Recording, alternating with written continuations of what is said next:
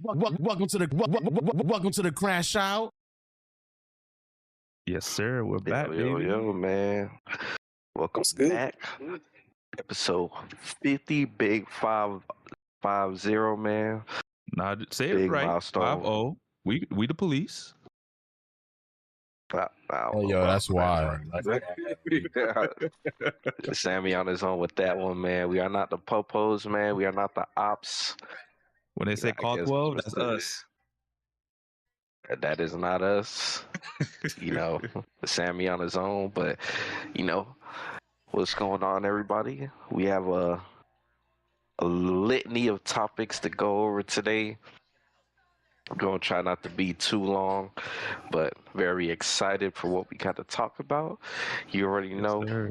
I go by the name of Nano_Blaster, but you could call me Nano. Mr. Sammy, what's up? Not much, Mr. Blaster. Appreciate the alley-oop. As you all know, it's the one favorite Afro Samurai. We back again with another episode 50. Because we the police. Don't listen to what Nano says. But as he did say earlier, the one time I'll tell y'all to listen to Nano, we do got a lot of topics and they are juicy, bro. I could not have waited long enough to talk about this shit with y'all.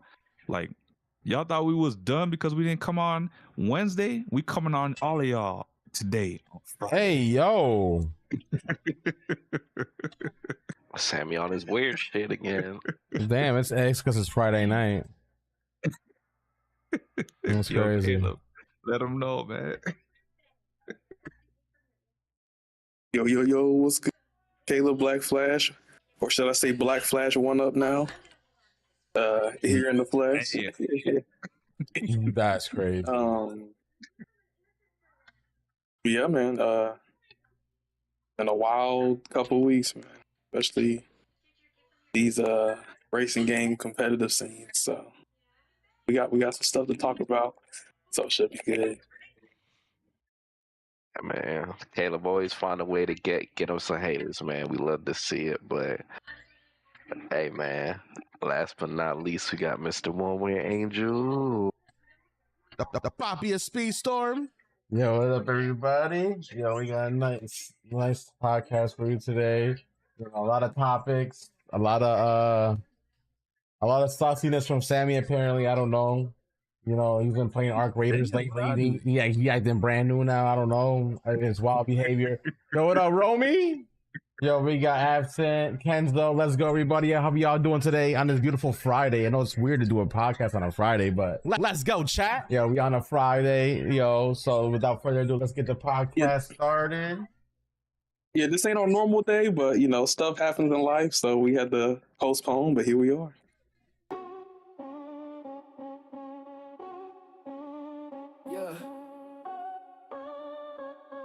Yeah. Welcome to the CrashOut. Put your seatbelt on me cause we about to lash out. If you hating on the crew, you getting thrashed out. Man, we going so fast, we about to pass out. Pockets for the gamers, man, it's time to ride out. Welcome to the CrashOut. Put your seatbelt on me cause we about to lash out. If you hating on the crew, you getting thrashed out.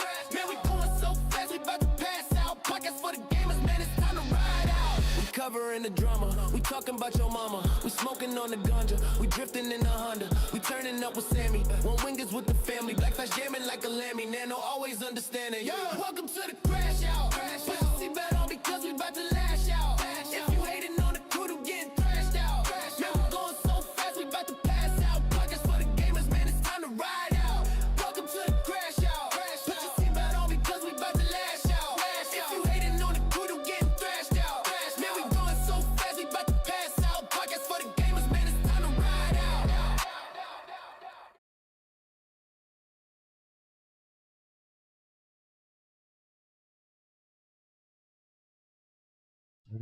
All right. Let's do it.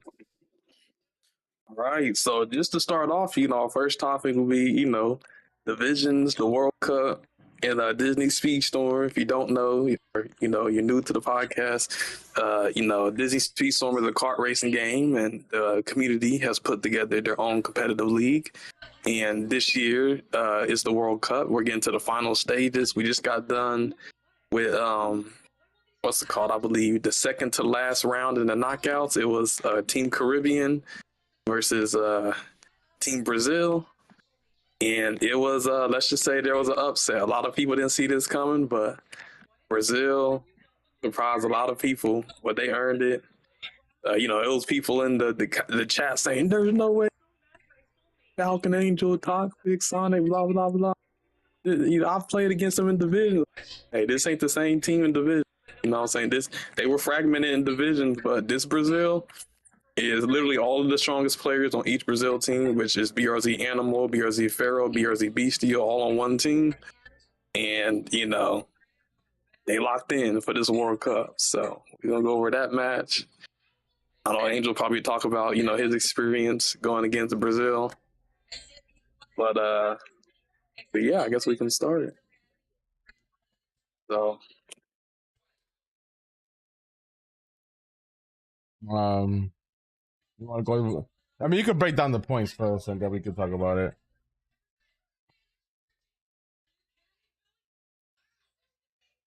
So just the points. See, I did take a screenshot. Here's the thing. I compared the points that when Team USA went against Brazil versus when Team Caribbean went against Brazil, and it was actually pretty similar. So, yeah, let me see if I can pull that up. Yeah, this Brazilian team. I mean, we went against them in the regular season, and we actually, won.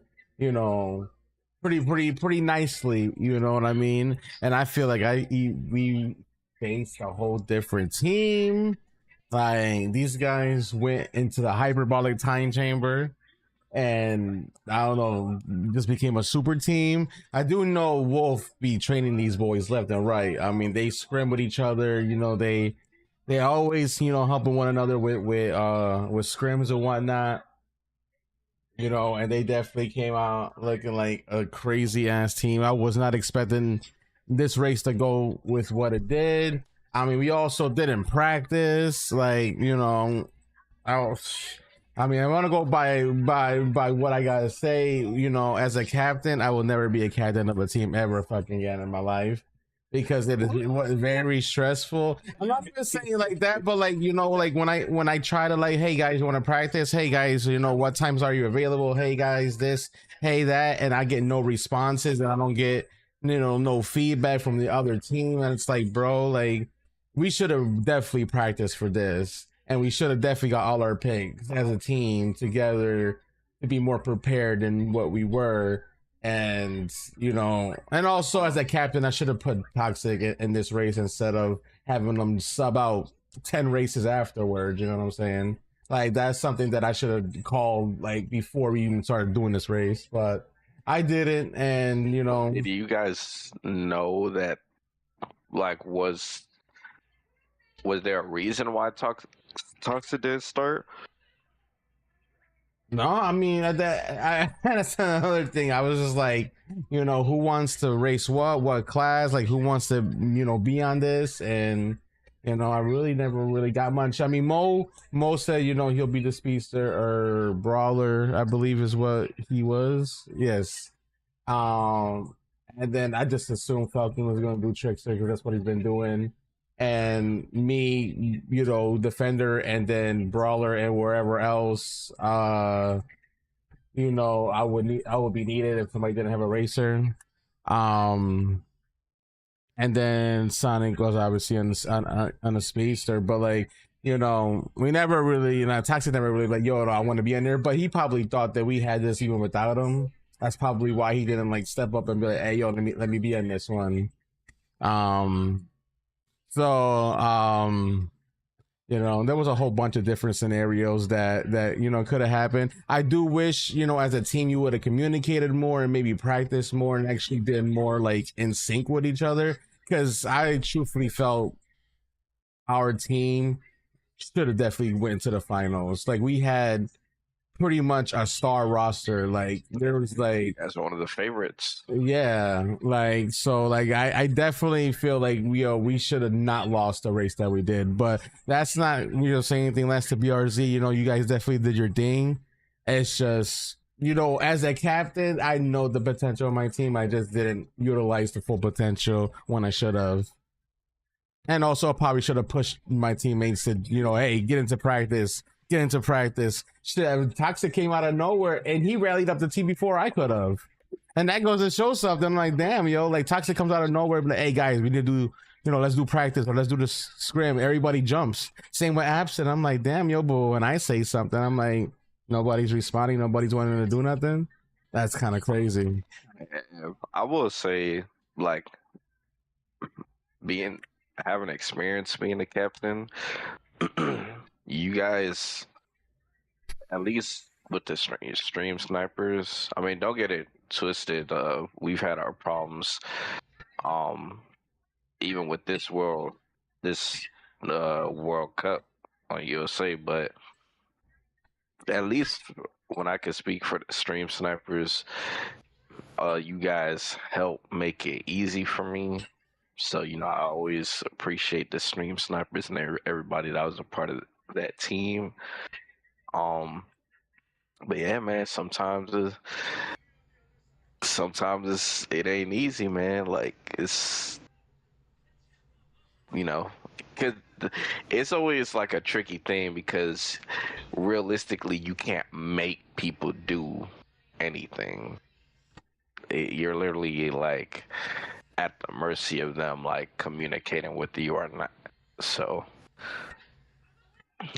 this captain is definitely not like there's nothing easy about it. So I feel for you, Mr. Angel. Well, definitely. And then also, I mean, I know some of y'all might know, some of y'all might not know, but like, I was also dealing with a lot of personal, things that's happening, behind the scenes. I mean, I know I told y'all on my personal stream, about, the breakup and all that stuff like that. And you know what I mean? Like I was dealing with that since even before the World Cup even started.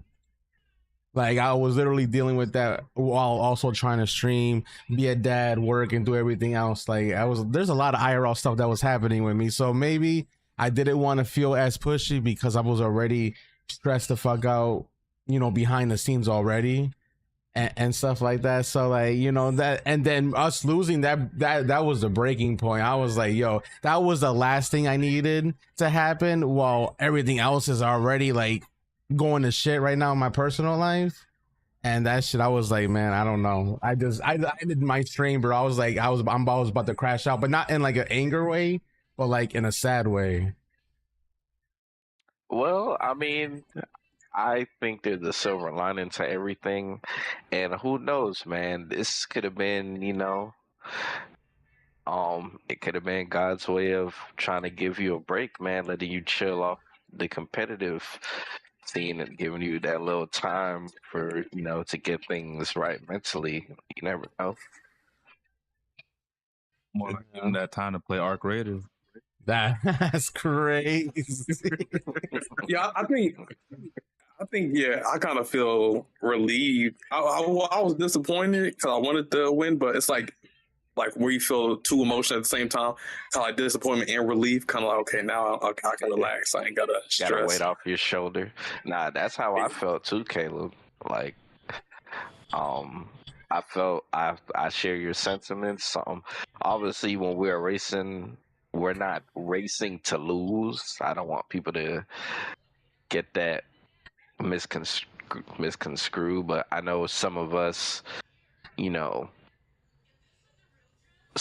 are, after this World Cup, we're going to be either taking breaks or just not playing the game anymore. So when you get out the tournament, it's kind of like, man, I don't got to worry about doing practice. I don't got to worry about setting up matches and stuff like that. And, putting my time on Speedstorm, I could just chill and like do whatever I want to do. So I feel you, Caleb. Yeah, but I guess to get to the points, essentially the points was 279 Caribbean to 297 Brazil. And just a comparison for when USA went to Brazil, USA had 281 to 294. So we actually, with that being said, I think if, like, let's say if we beat Brazil and then Caribbean beat whatever team, and it was Caribbean versus the United States of America, that would have been a very close race, just looking at the points. Just based off of the common opponent we went against, when we had similar points, I think it would have been a good match. But hey, maybe that's another timeline. We went against Caribbean, it was lit. But in this timeline, Brazil is the king. So, they persevere and they deserved it, man. They played hard. The team play was on point. I'm pretty sure they had great communication, and there's no shame in losing to the Brazil team that both of our teams lost to. Yeah, I'm glad they're finally getting their recognition, because some of the players, like, you see them on like top of the leaderboard up there, certain time trials and stuff. So it's just like I've seen the talent for a minute, so it's just like they finally got all together. But I guess for the match, we can just quickly go over it. For 279 Caribbean to 297 Brazil. For Caribbean, we had a One Wing Angel, MVP of the match. As much as he felt like he didn't do good, he actually was the MVP of the match and scored the most points. 97 points, 16 races.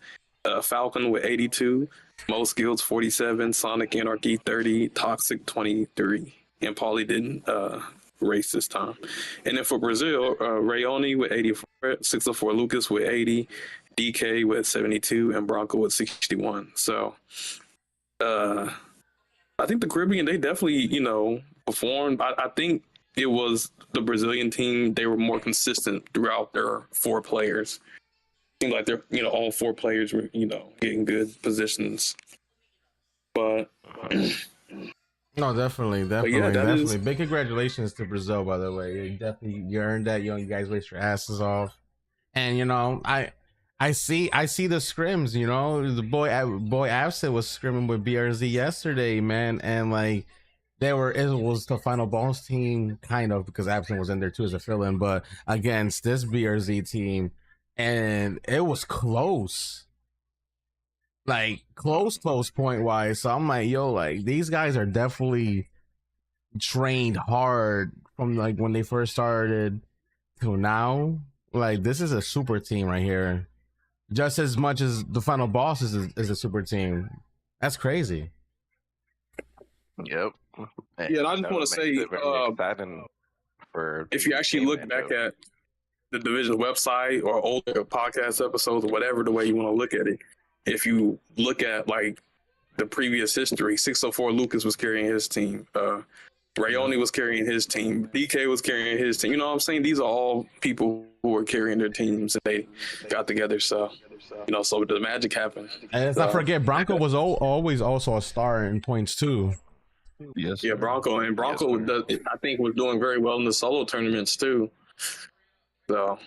So yeah, so like, people might not have seen this as a big threat team just because people based it off of how they were split up in divisions. It's less known than like Wolf, I guess, but the skill is definitely equal. But we called it out in divisions when we always covered divisions, and we covered the feral, animal, and bestial matches, and we said if these top four people were to be in one team, they would be a badass team, and this goes to show you exactly what that is, because they're going into semifinals.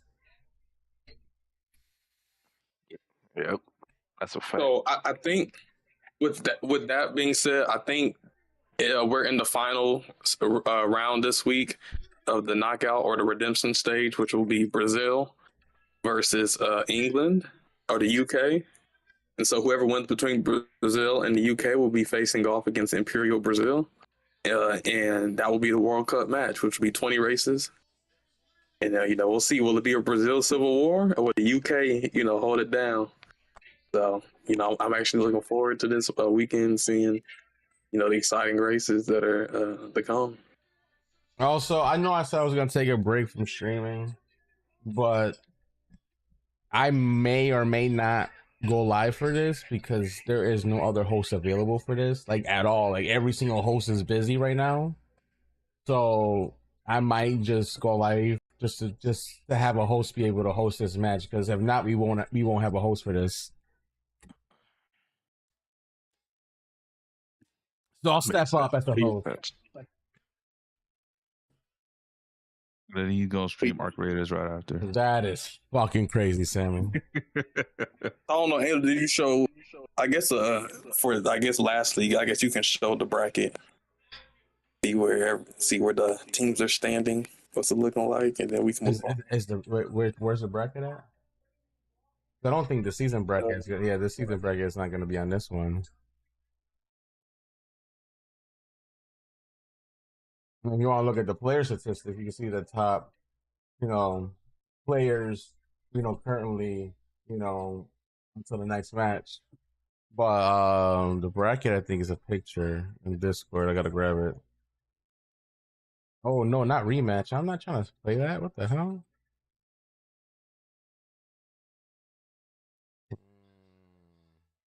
Where's divisions at right here?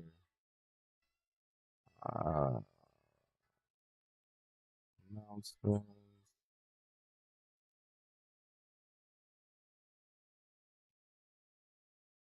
I don't think there is an updated bracket, Caleb. Yeah, I guess it's not updated, but we just do like the last one. Here we go. Well, I'll post it in the chat. It looked like Valix is really holding it down for England. I think there is an updated bracket. All right, so this is the updated, well, not the updated bracket, but the bracket updated, the most current updated bracket, at least.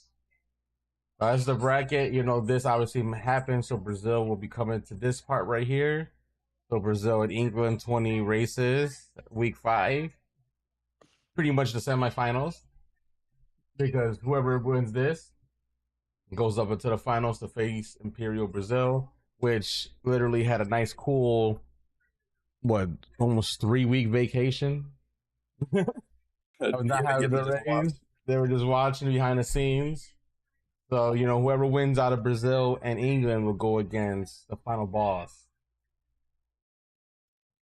So that's going to be a spicy match. And then obviously the finals will happen next week. And that will also be 22 races. So it's not 20 races like the bracket says, it's 22. And they're all going to be every single map, variation 1, I believe. And then I think there's like 2 extra maps or something like that. I believe that's how the announcement said, right? Yeah, so the winner will face Imperial Brazil in the 2025 World Cup Grand Final, where every single track in the game will appear in variation 1. That's 22 circuits of pure adrenaline. So every single racetrack that's available in this game right now will be played at variation 1.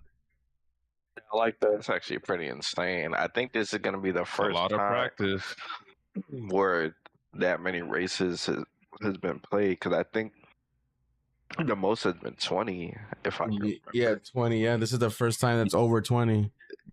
You know what that means? It sounds like teams are going to be doing a 10-hour practice. Could be, man. A Could 10-hour practice is wild. Bro, You don't gotta take go that to every long. track. See, that's You gotta why go people to don't- every track. That's why people don't want to do it no more, because it's 10-hour shit. That's more than their job and stuff. They're not getting paid for it, all the stress. You might not even win. So hell no. No. That's why I said after the first World Cup, people got to really limit like how much they spend. Because at the end of the day, this is just for fun and competition. Like having a bunch of drama or stressing out too much, it ain't necessary. 10 hours is crazy. That's facts. That's facts. But Man, you know there's gonna be at least one team doing a 10-hour practice. yeah, but see, that's why they quit. Because you imagine doing 10 hours and then you literally go and then you end up losing by 100 points. Like, just because you practice for a bunch of hours, I mean, you gonna win. So yeah, you gotta. Hey, I never said I'd practice 10 hours. I'm just saying that someone's gonna gotta balance that. practice 10 hours. Some people they do. They practice 10 hours. The other team practice 30 minutes. The team that practice 30 minutes wins. End of the day, It's gonna be there's a spicy. skill element to it, so Yeah, and that will be the conclusion of the World Cup finals too, which there will be nothing competitive, I don't think, until the new year. If I'm not mistaken, that's when the division super season or whatever. Yeah, so we've been saying it's season 5, but it's actually going to be a revamped divisions under Wolf. He's got a new system, so instead of it being division season 5, it is now going to be super division season 1, and that will be in January 2026. Yeah, it's gonna be spicy. Damn, another remaster remake. God, Yo, I mean, yeah, it's gonna be spicy. I still don't know where I'm gonna go. So I mean, if there's any team looking for a strong player, man, like you can always DM me because I'm still looking for a team. I was gonna make one, but everybody's pretty much gobbled up already and already on the team. So it's a big booth, trying to make a team. So if there's any open spots on any available team, hit Poppy up because me and Ishnik got an open spot, right? Oh my God, this guy! I will play Arc Raiders later, okay, Sammy? Jeez. Let's go. They're taking me away from Speedstorm, guys. I think a lot of games are. I think what it is, there's just so many good games that are out. It's just like, yeah, you got to get Speedstorm. These, sometimes you got to take a break on the game and play some other stuff. So that's, I think, where a lot of people are at. But yeah, speaking of other games, I think since that's all the Speedstorm news, I don't think there's anything. Wait. I guess the last thing that was the competitive side, but there is some Speedstorm news, at least when it comes to like the casual side. They did announce the next season, which is is it season 16 or 17? Come on, did the season just drop? Yeah, so this is the Winnie the Pooh season, but they just announced that the next season will be Zootopia. Officially. Wait, what? I mean, that wasn't the leaks, man.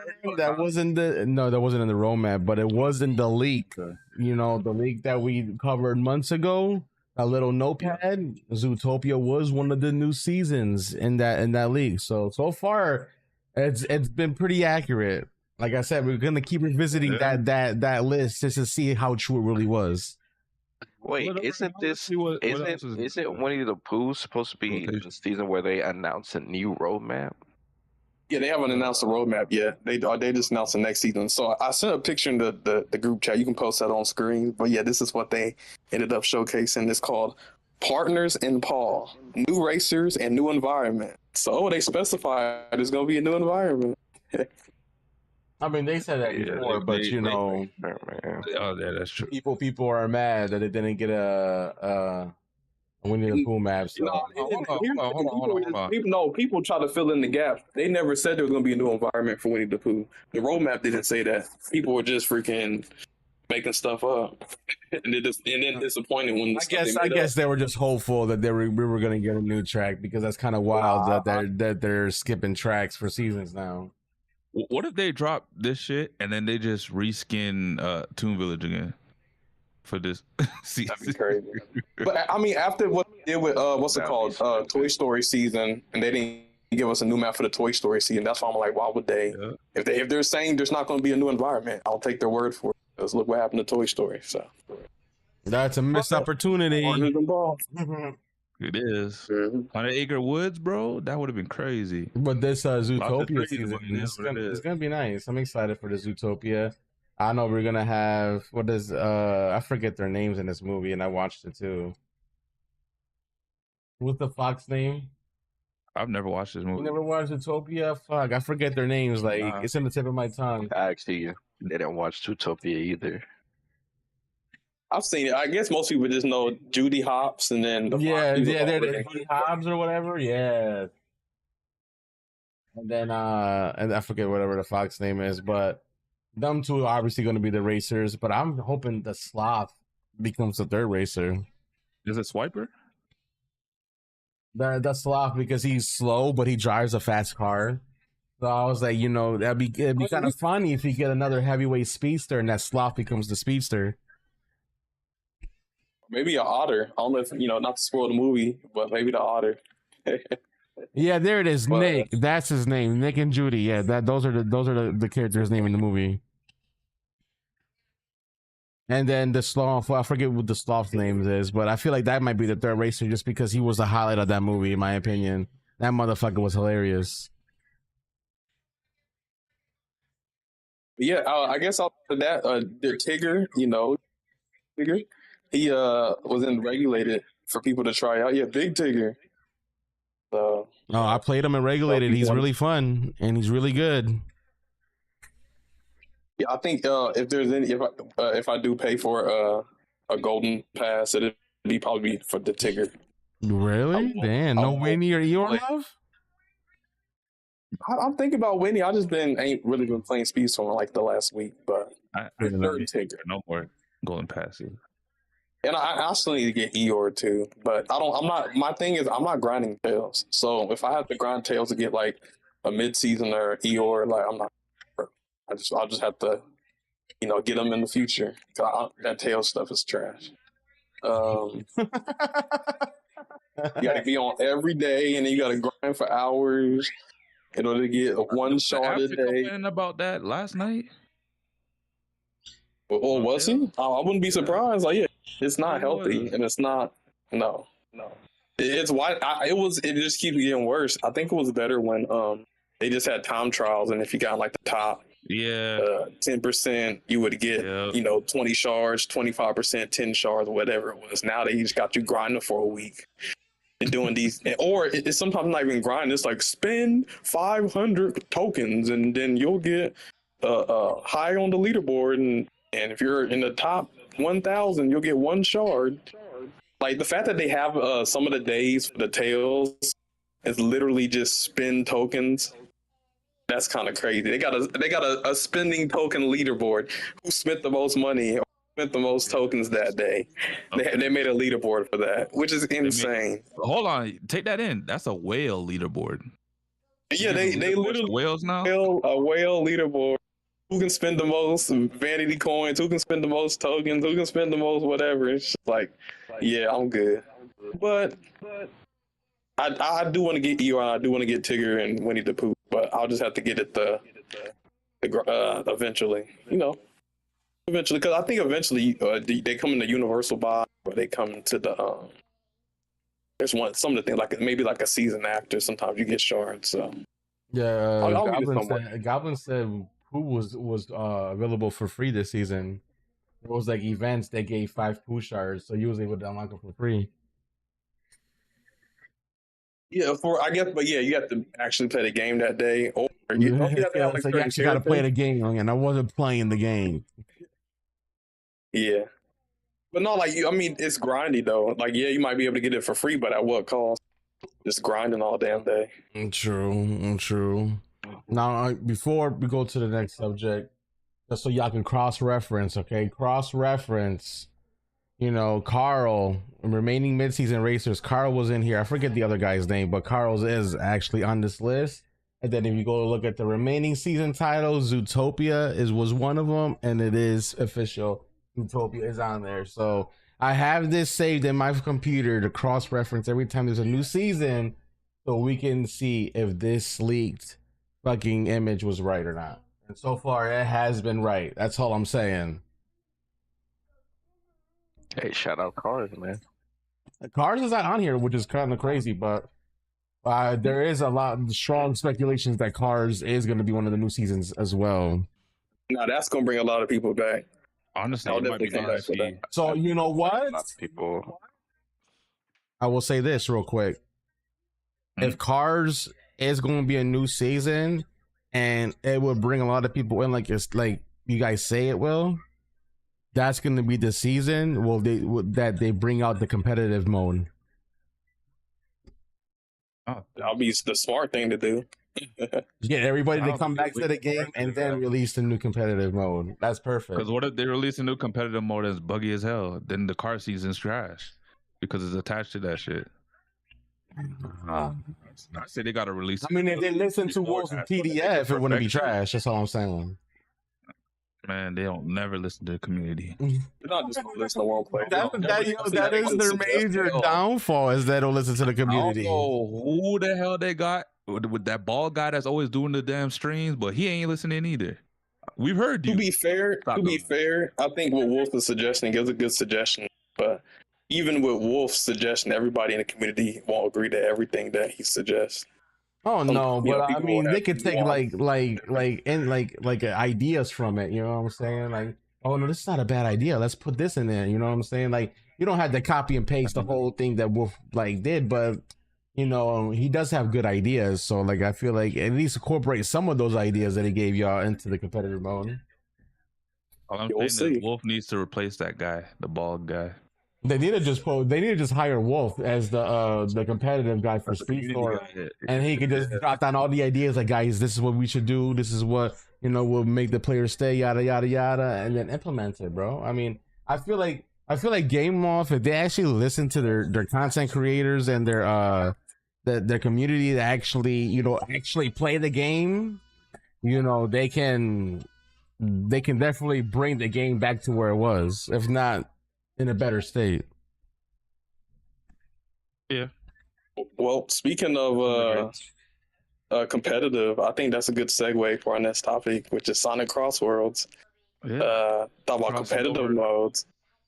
But yeah, now I guess we can switch to Sonic CrossWorlds. Yeah, so Sonic CrossWorlds was some news, and I guess Angel, you can post the screen or the image that's in the group chat. But Sonic CrossWorlds is going to be adding their own competitive mode. So if you play Sonic CrossWorlds, you all know, they have a ranked leaderboard where, they have like E, D, C, B, A, and then Legend 9 all the way to Legend 1. And what's it called? So some people see that as competitive, which I think it's, you do. Some people see it as like competitive, and some people see it's like, oh, it's about who spends as much the most time. But I will say that's not 100% accurate, because once you get like the Legend 2 or Legend 3 or Legend 2 or Legend 1, you literally have to get like top positions in order to climb. So like, I believe if you lose in Legend 1, it's like negative 35 points. And you only gain points for getting second and above. So definitely the people who have maxed out points, they actually had to consistently get top positions. But even with that being said, I think Sega is coming out with a mode that's even more competitive than that. You have to be Legend 9 in order to compete, and it's going to be a limited time event from December 4th to, I believe, December 20th or something like that. What's it say on the sheet or in the image? But yeah, I mean, so there's rumors that Speedstorm is going to come out with their revamped, competitive mode. But Sonic CrossWorlds already, ahead. So I'm actually excited to see how that is. I believe there's going to be like rewards for top 10 and stuff. They'll get like a little title, and there'll be multiple rounds of this. So this is round 1 of the competitive mode. So I'm curious if there will eventually be like a LAN, like with in-person tournament, and like maybe they get like the top players from each competitive mode.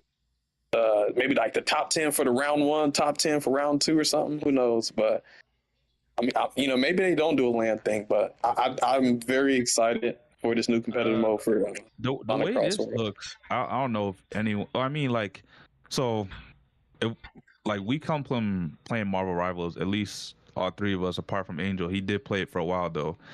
This reminds me of like the rank system in like a game like that, where instead of it being like a season and you play ranked and you grind up, it's like round 1 and that's like the first season, and you play for like 15 days, and then once that ends, round 2 is like the second season, if that makes sense. I don't know if our ranks are gonna go down from rounds to round, but that's what it looks like to me, how this is played out, because it gives you the title. If you hit 1 above all in Marvel Rivals, you know what that is. But if you are under it, you still get the other title, which is like Emerald Racer and the equivalent of Marvel Rivals. So it looks similar to me in that aspect. So I don't know if we're gonna be getting like a competitive mode where it's like round based, and they're gonna pull all those players from the top 10 or whatever into like this big tournament, or they're gonna give prizes based on that, or if it's like season by season, but instead of saying season 1, 2, 3, it's round 1, 2, 3. That makes sense. Also, I think I question people ponder when they see this. How's it going to be different from ranked mode? Because obviously ranked, you know, you get rewards for like each rank you come up, but like, is this competitive mode going to be faster? Is it going to be supersonic speed? You know, is it going to mean like since it's a competitive mode, will there be no bots and it'll be like all legend players and stuff? So I'm curious to see what the differences are. But you know, we'll get those details 100%. When we get it. But like, are you gonna lose points depending on your? I mean, I guess that essentially will be the same as world match. So I'm curious to how they gonna differentiate this with world match, like, and how they do points, how they do standings and stuff like that. Because the main argument is, you know, all you're number 1 in the world because you just no life the game and you have all the time in the world. I mean, there is some skill because obviously being Legend 1, you had to be either first or second place to get points. But like, how are they gonna avoid that logic going into the competitive mode?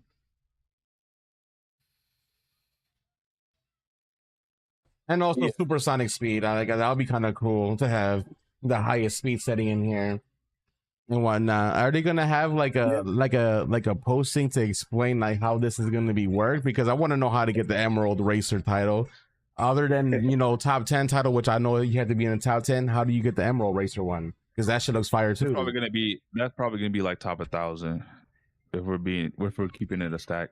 Because like in the festivals, like there's top 10, I believe there's top 100, and then there's top 1,000, and then after that it's just a participation. So I think this item might be a top 100 for the Emerald Racer or top 1,000. Ain't no way that's gonna be a participation badge. It might be though.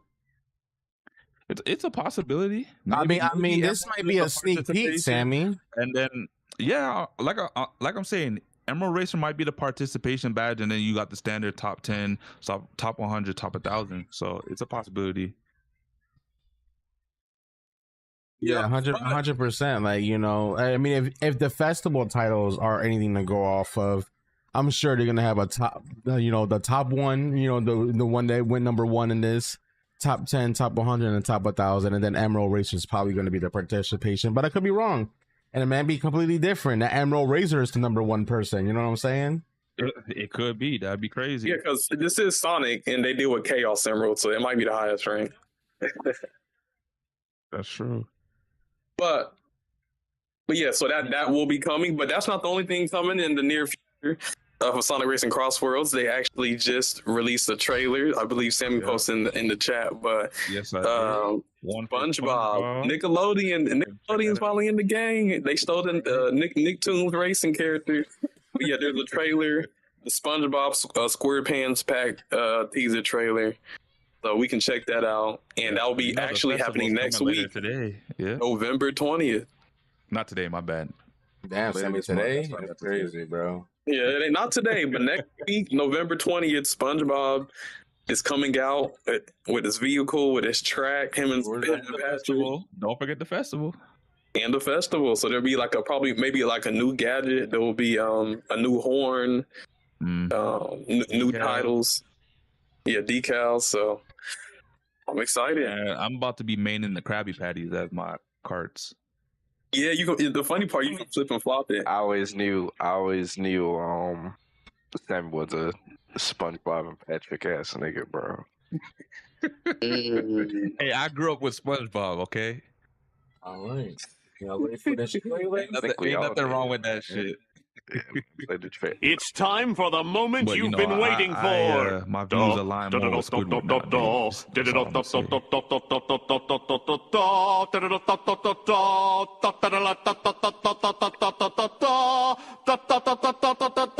I like how they use a SpongeBob reference to show him in this trailer.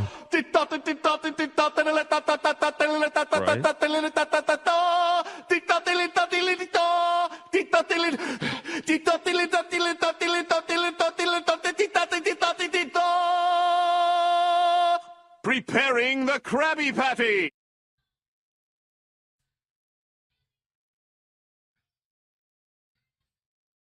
Number 19. That's just funny. I was like, oh shit, yo. I remember that from a SpongeBob episode. Damn, man, that's about to come out. Shit, that's gonna be interesting. Yeah, the character gets released a day before the festival, but yeah, it's coming out. So we have that. That'll be nice. But that's not the only thing. That's the paid, content that's coming out in the near future. But there's also some free stuff that they revealed, and not just one, but three, maybe four new characters as well as new vehicles coming. So we're gonna check out the new free character update, so you can play that Angel. Looking at it for the first time, I was like, shit, Killer's about to have an erection. Don't do me like that, kid.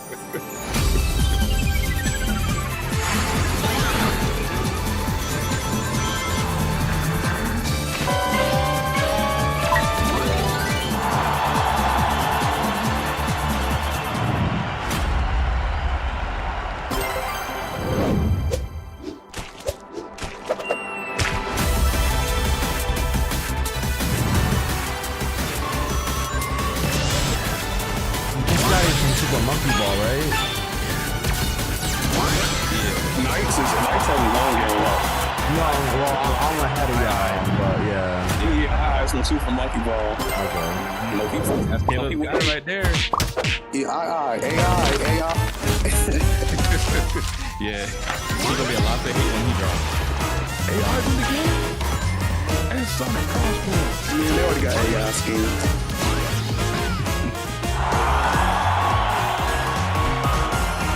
So do you guys think that they're gonna pretty much, how the Sonic All-Star Racing Transform had a lot of crossover characters? Do you think, a lot of the Sega characters from that game will make it to when it comes to these types of games? I definitely believe so. I don't think all of them, but I think a good amount of them, like the more popular ones, if anything. Yeah, because look, so December we have Knights, January we have II, and I believe February we have two characters from the Sonic comics. So there was, if you guys don't know, there was a comic book. It was like the Archie comics. Those were the old ones, but now there's like IDW comics, whatever. Those are more the new comics, and yeah, they got some characters from the comic books. So I don't even know who those characters are because I haven't read the new comics, but on Twitter and on social media, a lot of people are excited about that. So it definitely seems like Sega is, cooking for the community. And so definitely Knights is a huge W. Knights will be a boost character because I believe in the video in the past, it was like they were showing off like what was it? They had like Sonic and Tails roasting Jet in some kind of like video or something like that. And then they showed like a little bit of like the Knights. So Knights is going to be a boost character, and and when Knights comes out, there will be a hoverboard or extreme gear that's Knights themed. I actually looked back at the video. I is going to be a speed character, and he has a speed vehicle, which is a banana cart. And I'm not sure what class the other two characters are, but probably power or acceleration or something. But I'm happy. I speed character. Anything but acceleration. Acceleration is the worst class. And I'm not gonna lie. In the game, when that banana cart drops in the game, it might get banned off rip. Wow, why you say that?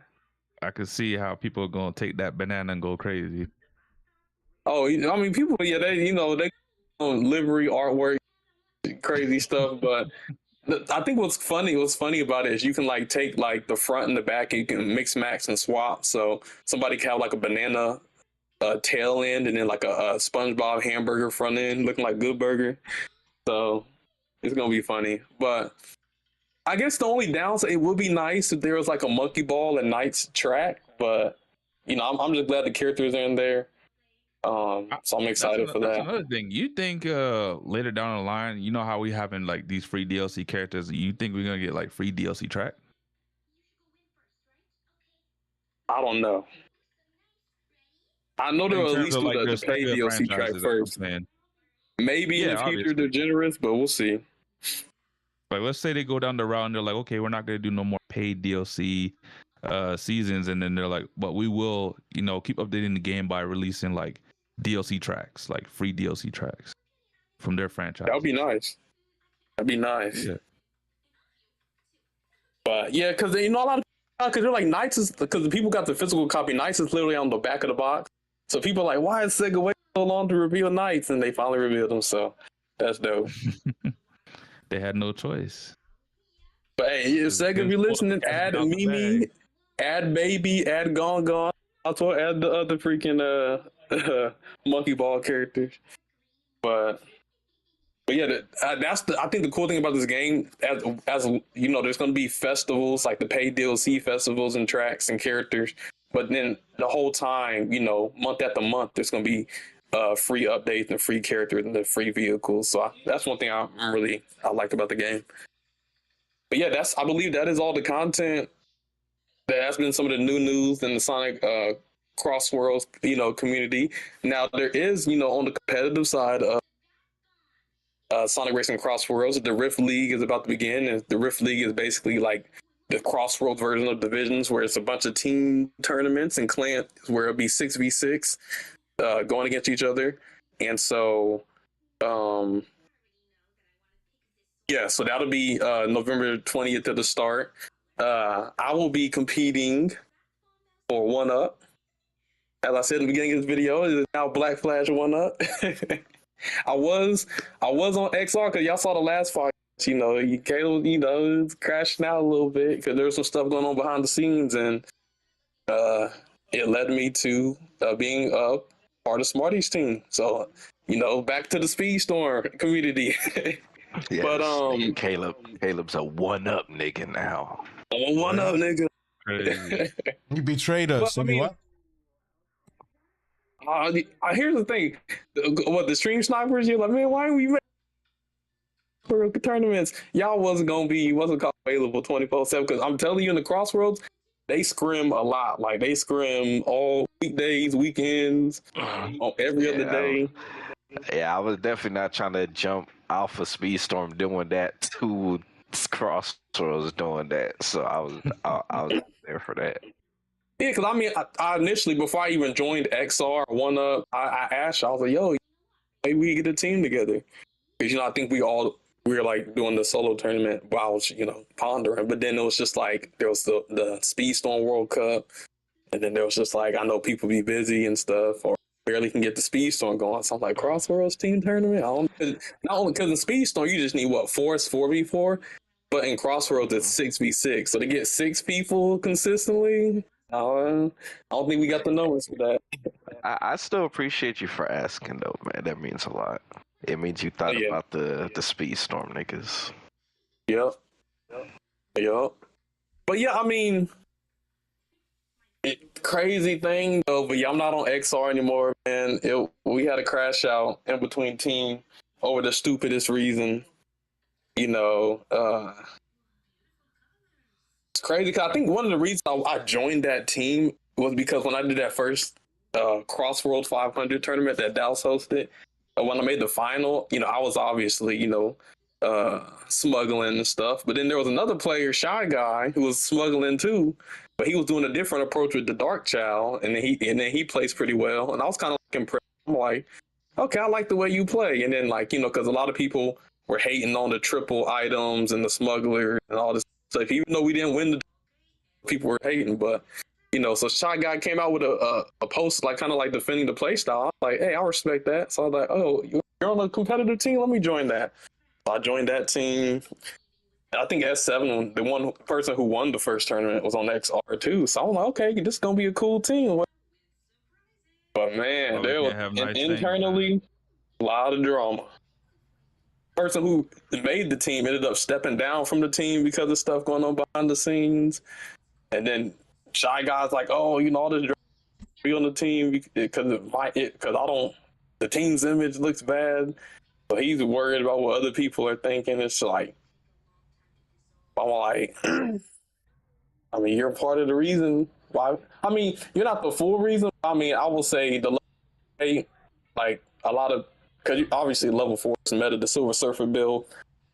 You know, if you're just going around constantly shitting on it, or you know, shitting on players that use level 4, I mean, that can make the team look like some haters. So, you know, you can't act like it's just somebody else that's dragging down the team.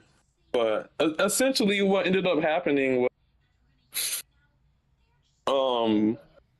one day we were scrimming, and we create tables or whatever, and I know like they use bot, you know, in the server that we're in, and then you know one of the captains or one of the leaders or one of the teammates was like, yo, like I'm thinking about like using Chat GPT to help us, you know, track points and help us get the tables quicker, because you know because I guess what we were doing, we were putting in the points manually and stuff, so sometimes there's human error off by a few points, so you know he was trying and figure out a quicker way to do it. And then the first like, oh no, AI, oh no, Chat hex, no, that's, you know, we don't need to do that, blah blah blah. And then basically saying like AI is bad and stuff. And then I was just all like, well, don't we use bots? Like that's not a human. It's always not the same thing. Bots run on scripts. I'm like, whether it's a script or whether it's, you know, taking in a bunch of information, it's not a human. So it's like you can't really shit on AI if we use bots. And then, you know, obviously, you know, then next, you know, we're in our match, and, you know, we kind of, so we're just focused on the match. But then I think, you know, he brought it up. He's like, yo, so you really don't mess with AI like that? And then the dude, the shy guy, got cussed him out. It's like, man, shut you bitch ass motherfucker. Like, blah, blah, blah. What? And then, it's like, he just asked the question. And like, you know, all of a sudden he like lost. I don't know if it was purpose or on accident. I think it was on purpose because he was mad. But he lost it like, oh, I'm subbing out. And then literally right after he quote unquote subbed out, he posted like, yeah, so I think my eyes have been open. I was already looking for other teams, but this was the straw that broke the camel's back. And I don't want to be teammates or associated with anybody who's pro AI.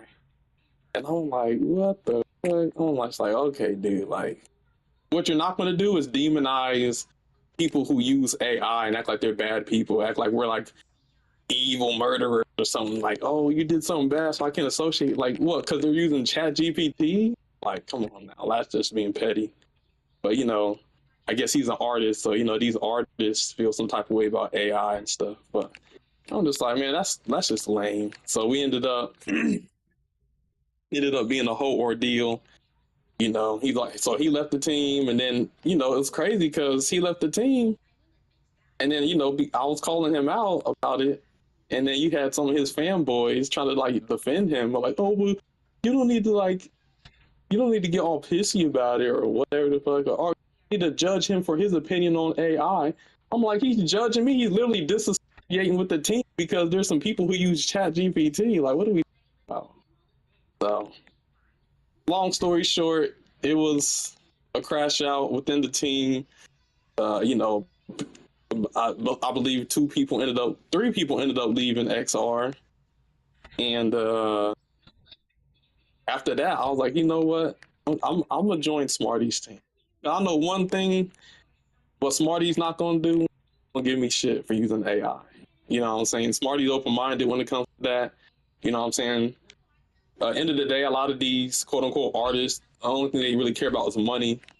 That's why they hate AI, because they feel like AI is taking money out their pocket. It's instead of going to them, you know, to get like a quick artwork, you know, people will use AI. But I know Smarty's pretty open to AI, so I felt like, you know, in the Sonic community, there's a lot of people who are anti-AI and stuff. And so I figured, like, you know, I might not be a good fit for some of these other teams. And then SV, they already got a bunch of top players and stuff. So I was just like, you know, it just made sense for me. And so, yeah.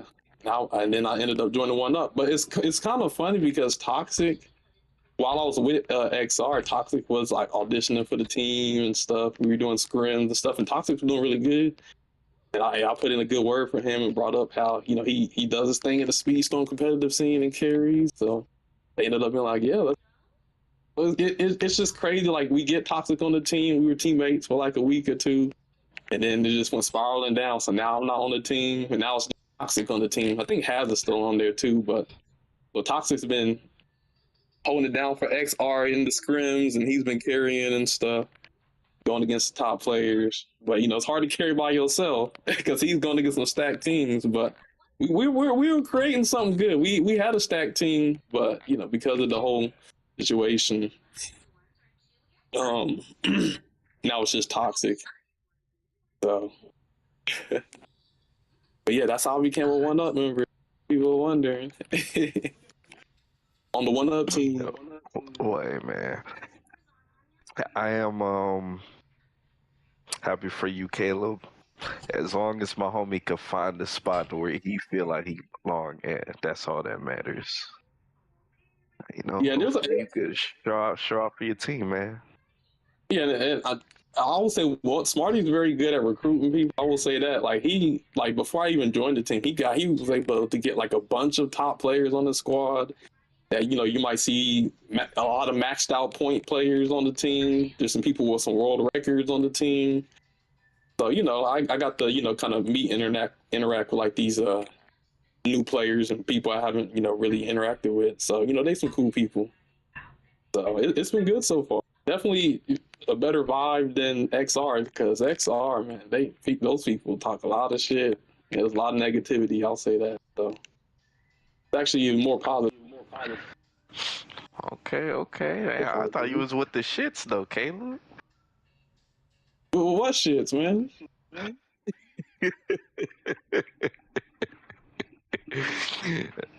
Nah, I feel you though, but bro, the dude abandoned the team, and then they wanted to kick me off the team, or I threatened to leave because they were just defending nonsense. Literally, the dude said, "Oh, Dude didn't want you on that. He didn't want no iRobots on his team, bro. Before the whole AI stuff, he was talking about. He was threatening to leave the team. If our image doesn't get any better, I'm gonna leave. I don't want my reputation to go. All right, bro. I just show he ain't loyal. He just worried about what other people think. Motherfucker, just race. Just be on the team and race. What drama? I feel you. What? Because some SV nigga said something XR, so now you don't want to be on the team and you're just looking for a reason. AI, got it, bro. So, but apparently, Shot Guy is like a top player in Mario Kart. I guess once on like Mario Kart tournaments. So I think that motherfucker got some ego. All right, nigga, you might have been the best Mario Kart nigga. I'm not gonna kiss your ass. I'll be like, I'm not gonna use AI anymore. I'm gonna do me regardless. So, but my thing about that is he was like, AI takes up a bunch of water. So does every industrial technology and institution, at factories. You know what I'm saying? People just always find some excuse to hate on it, man. It's an environment thing. All right, bro. All I'll say, just to wrap that up, AI is just more than the art. There's self-driving cars.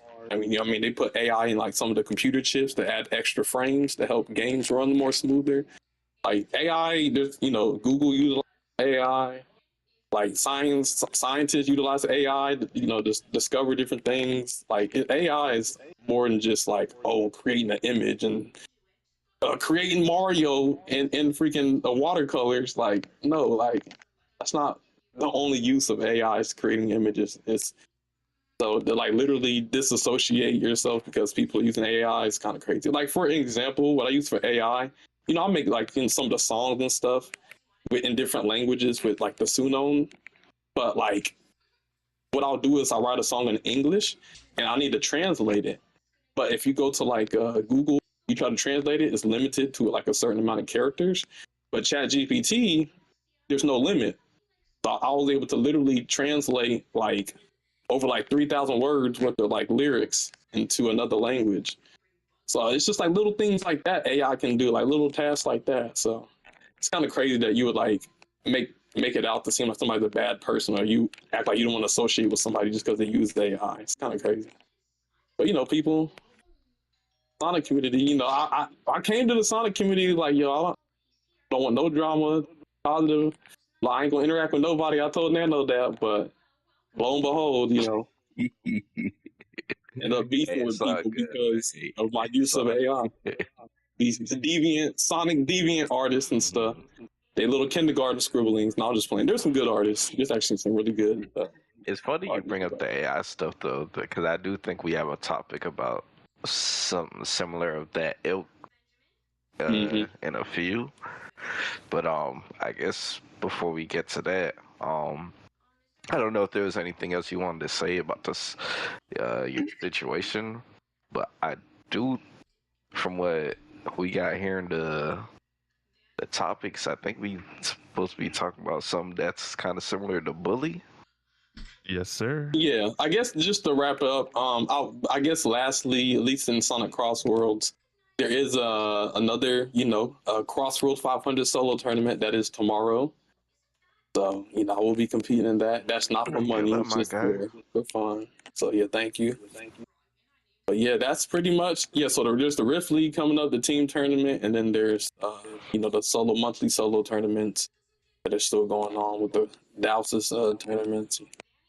So, but yeah, that's that. But I have to speak my truth because last episode I kind of spoke. Let me ask you guys something.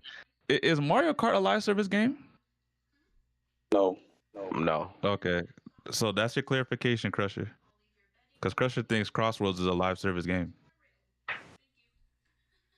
No, I wouldn't say that because here the thing with CrossWorlds, right? So they come out with like DLC and there's like characters. Now you have to buy the DLC to get the characters, but the tracks you don't have to pay the DLC to race on the tracks. So if let's say you bought the game and you didn't get any of the DLC, whenever the new tracks come up and people vote on it, you can still race on it. You just can't do like the time trials or the Grand Prix on like the DLC maps. But it's not. I'm not sure if Sonic is live service. Live service would be like battle passes and stuff every season. Yeah, but I'm kind of hard pressed to say that CrossWorlds is a live service game. But let's ask AI. You say you're hard pressed to say it is, or isn't it? It is. It doesn't have seasons or anything. We're asking ChatGPT. Let's see. No, it does not have seasons. No, it doesn't have seasons. No. I wouldn't say because that would mean like for it to be that mean like each season you have to pay for a new like battle pass. Yeah, they don't have that. It's just I mean you just kind of buy and the battle passes are free. You pay for the game outright, and you pay the game. They just update the game. Yeah. Same with Mario Kart. You pay for the game, you pay for the full experience, and then later on there was a DLC new maps, and then you can pay to get the new maps. But I wouldn't say it's live. I'm not continuously paying for the game. That's a live service. I pay once and I play the game, and content comes. Like I'm not paying every month for content. That's a live service. Yep. But I guess we could get into this. I got the answer for you guys. So I asked ChatGPT. I said, "Is Sonic CrossWorlds classified as a live service game?" And the answer to that question, here y'all can even see it. It says, "Yeah, Sonic Racing CrossWorlds is basically a live service game." Even if Sega mostly markets it as an online racing game instead of using that exact buzzword. So why it fits the live service label, ongoing content roadmap. Sega has a full year of post-launch DLC plan with talk of year 2 or year 3, depending on how active the player base stays, season pass and paid DLC. There is no season. Well, I mean, there's a season pass. You get this $30 season pass, which is all the DLC that you get for the whole year. You get regular free updates, free characters regularly, and then you got the online center design. So, I mean, like if you were to categorize it, it's an online live service kart racer with the complete base game plus ongoing free updates and paid DLC. I guess it just depends on how you look at it, because But should we take that answer serious? Because that was an AI. So should we take it fairly? Because when Smash was getting updates, they would release characters every couple of months, and they'd have like a roadmap for characters. But Smash isn't a live service game. It said basically. I guess if anything gets updated or has future DLC considered a live. It could be considered live service, yeah. So I mean, a game like Expedition 33 that gets continuous updates. Well, I mean, you got to think about it like this, Sammy. Though you got to think about it like this too, though. Live service games has a lot of events. Live service games like MMOs, Destiny's live service game, they have certain special events. I can see the events thing. That's a good, like the festivals. Yeah. The festivals kind of give it that live service feel because you get a festival like what every 2 weeks. Yeah, I mean, lately that's what's been happening. Hold on, so but I guess that would make Monster Hunter a live service game because Monster Hunter has festivals and they get updates and stuff. But you don't think Monster Hunter is a live service game? I kind of considered like a live service, like something like a live service light.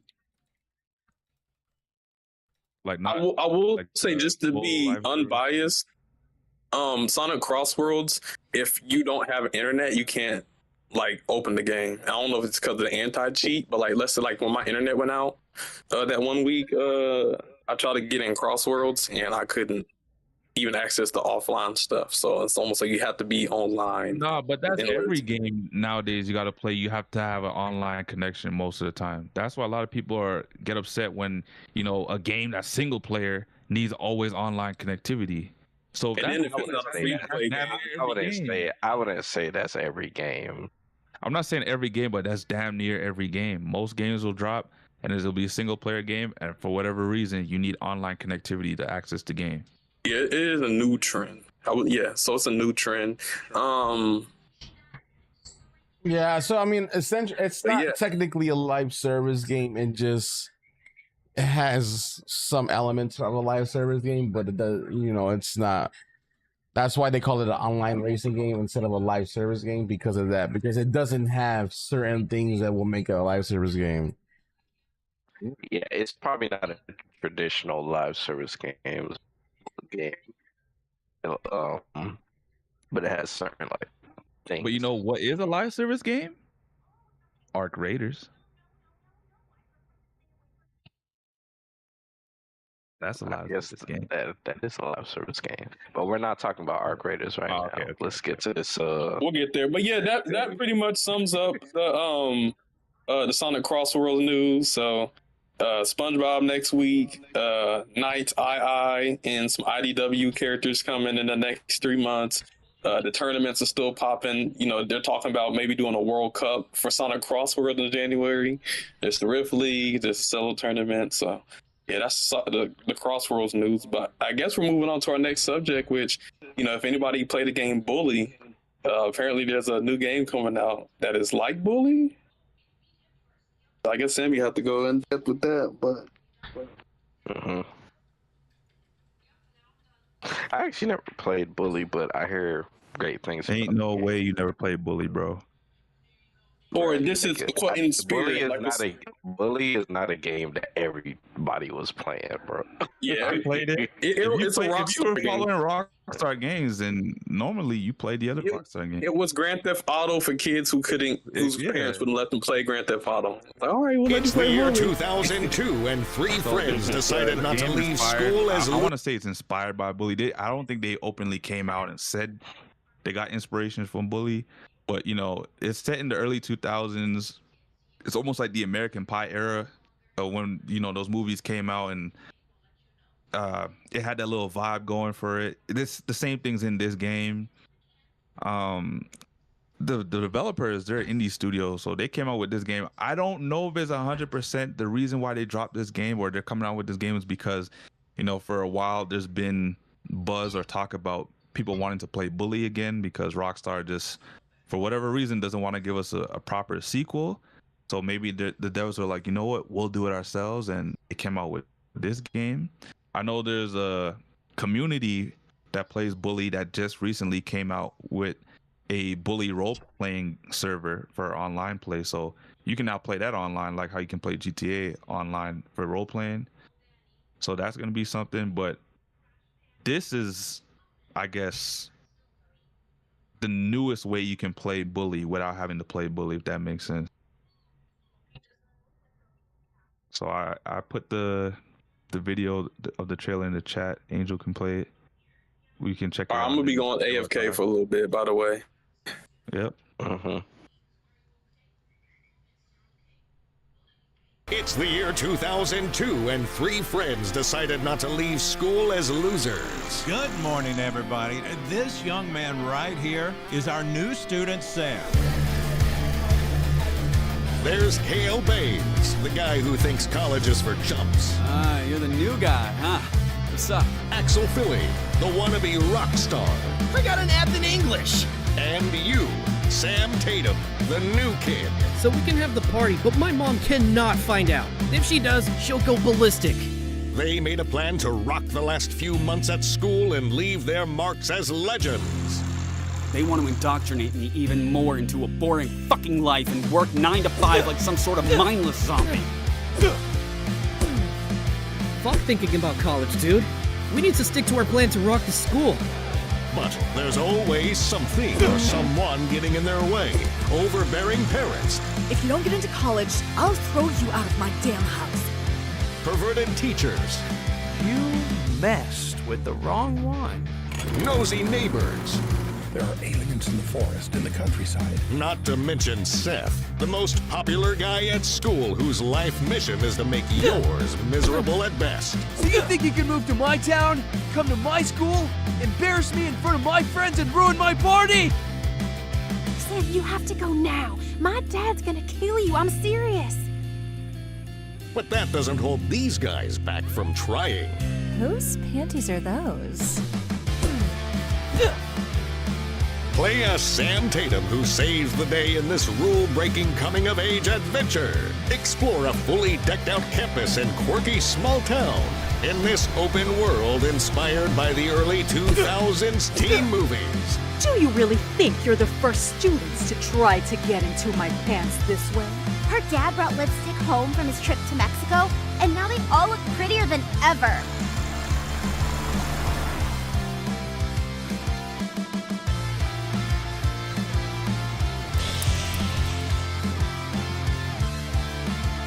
Drink as much as we could, go streaking to the girl we liked, and then tell her how much we loved her. Return to the early 2000s one last time. Agefield High. Rock the school. Wishlist now on Steam.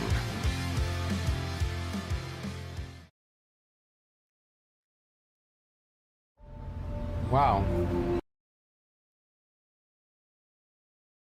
Interesting. That gives it very much bully vibes. Yeah.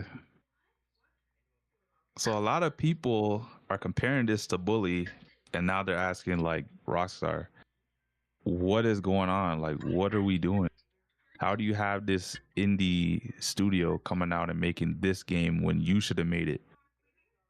And honestly, I kind of like the way it kind of takes itself out of like, because obviously people are going to compare it to bully, but at the same time there's aspects of the game that don't feel like bully. Like, it does feel like an American Pie game, if that makes sense to some degree, but I can also see where they got inspiration from bully. So I could see this being maybe a direct competitor. I don't know how successful the game will be. We'll have to wait and see for that, but at some point, I might give it a try, just because I have to scratch a bully itch that I have. But, you know, will I get the game day one? Probably not. Okay. I mean, the game does look interesting. Like I said before, I never played bully myself, but I usually hear great things about it. Oh yeah, very good, or very good game, I should say. I know Pro has played bully and he had fun with the game. But did it say what this is gonna be coming out for? And when it's gonna be coming out? It said 2016, so I mean not 2016, Jesus, 2026. So next year. I'm not sure which platforms. Definitely going to be on Steam, so PC. In terms of a console release, I don't believe it sent anything. I can double check.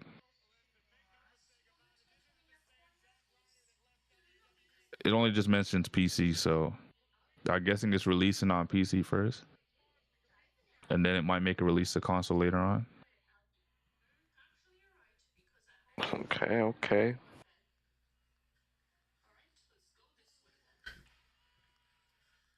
All right, man. Shout out to Agefield.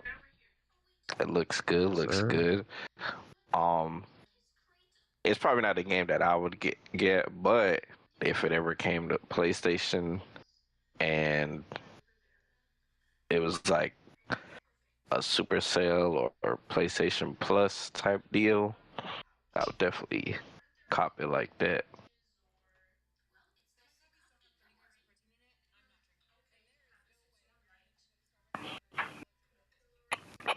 I guess does anybody else have anything to say on about the game before we move on? I think I said everything I need to. Okay. Well, I guess speaking of a game that was like GTA but for kids, we got some terrible GTA news. And I'm pretty sure y'all already have heard, because if you haven't heard what's going on with GTA, you're probably living under a rock. But basically, the game got delayed again. Yep. So what it got? I think it got delayed to like November. Yeah, so it got delayed first till May 26th of next year, and then recently it just came out, and Rockstar's like, the game's delayed again till November 19th of next year. So they delayed several months. I actually heard something that somebody said that there's a chance that it might even get delayed more than what it is I'm now. hearing that too. I'm hearing it might get delayed till 2027. And at that point, it's like you might as well just put it on the don't new even drop the console, game, bro. You say put it on a new console. I say at that point, don't even drop the game. It's like what, 2 years of delays? God damn. Unless they're trying to drop it for every console. Trying to make that bank. They trying to pull a GTA 5 release again, where it's on the 360, the Xbox One, the PS4, the PS3. Like, come on, bro. We don't need that. Just leave the old gen behind. We don't need one like that. We could just go strictly and drop it for the current consoles and PC. We don't need, because like, what if they drop a Switch 1? I don't think they'll do a Switch 1 release, but if they do, I'd be surprised. Has GTA 5 even dropped on Switch 1 or even Switch 2? I'm not sure. I don't think I've ever seen a Switch GTA before.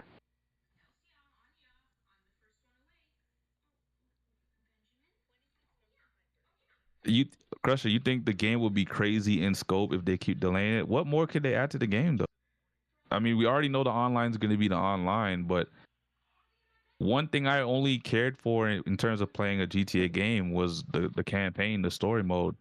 Because in GTA 5, I didn't even play the online like that. I played it, I can count on one hand how many times I played GTA 5 online. And the story mode, I only played it once. That's because I didn't care for the game after the story. And the story was the weakest out of all the GTAs I played. You know what's so funny that you said that?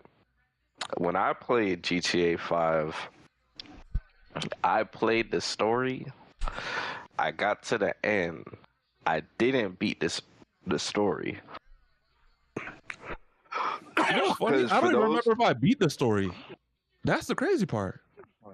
For those, I don't know. For those of you that don't remember, originally when GTA 5 came out, the online didn't come out with the game. Yeah, it was delayed. I think it was like a year later or something like that. I don't think it was a year. I don't think it was that long, but it wasn't on release. And I know that was like a big thing. I definitely don't think they're doing that this time because of how much money their online is making. But hold on now, no. Don't say that. They might delay it. Why? Because GTA 5 is still making money. So they might delay it as much as possible and then drop GTA 6 online. Yeah, but why would they delay it as much as possible for GTA 5 to make money? You know why? GTA 6 will probably make them more money. You know why? Because I don't think GTA 6 is going to release on last gen consoles, being the Xbox One and the PS4. So they're going to want to milk. No. It's definitely not going to do that. But everybody's going to want to. If everybody's on last gen, still they got to milk that player base. Yeah, but GTA's are current console sellers. Current console sellers.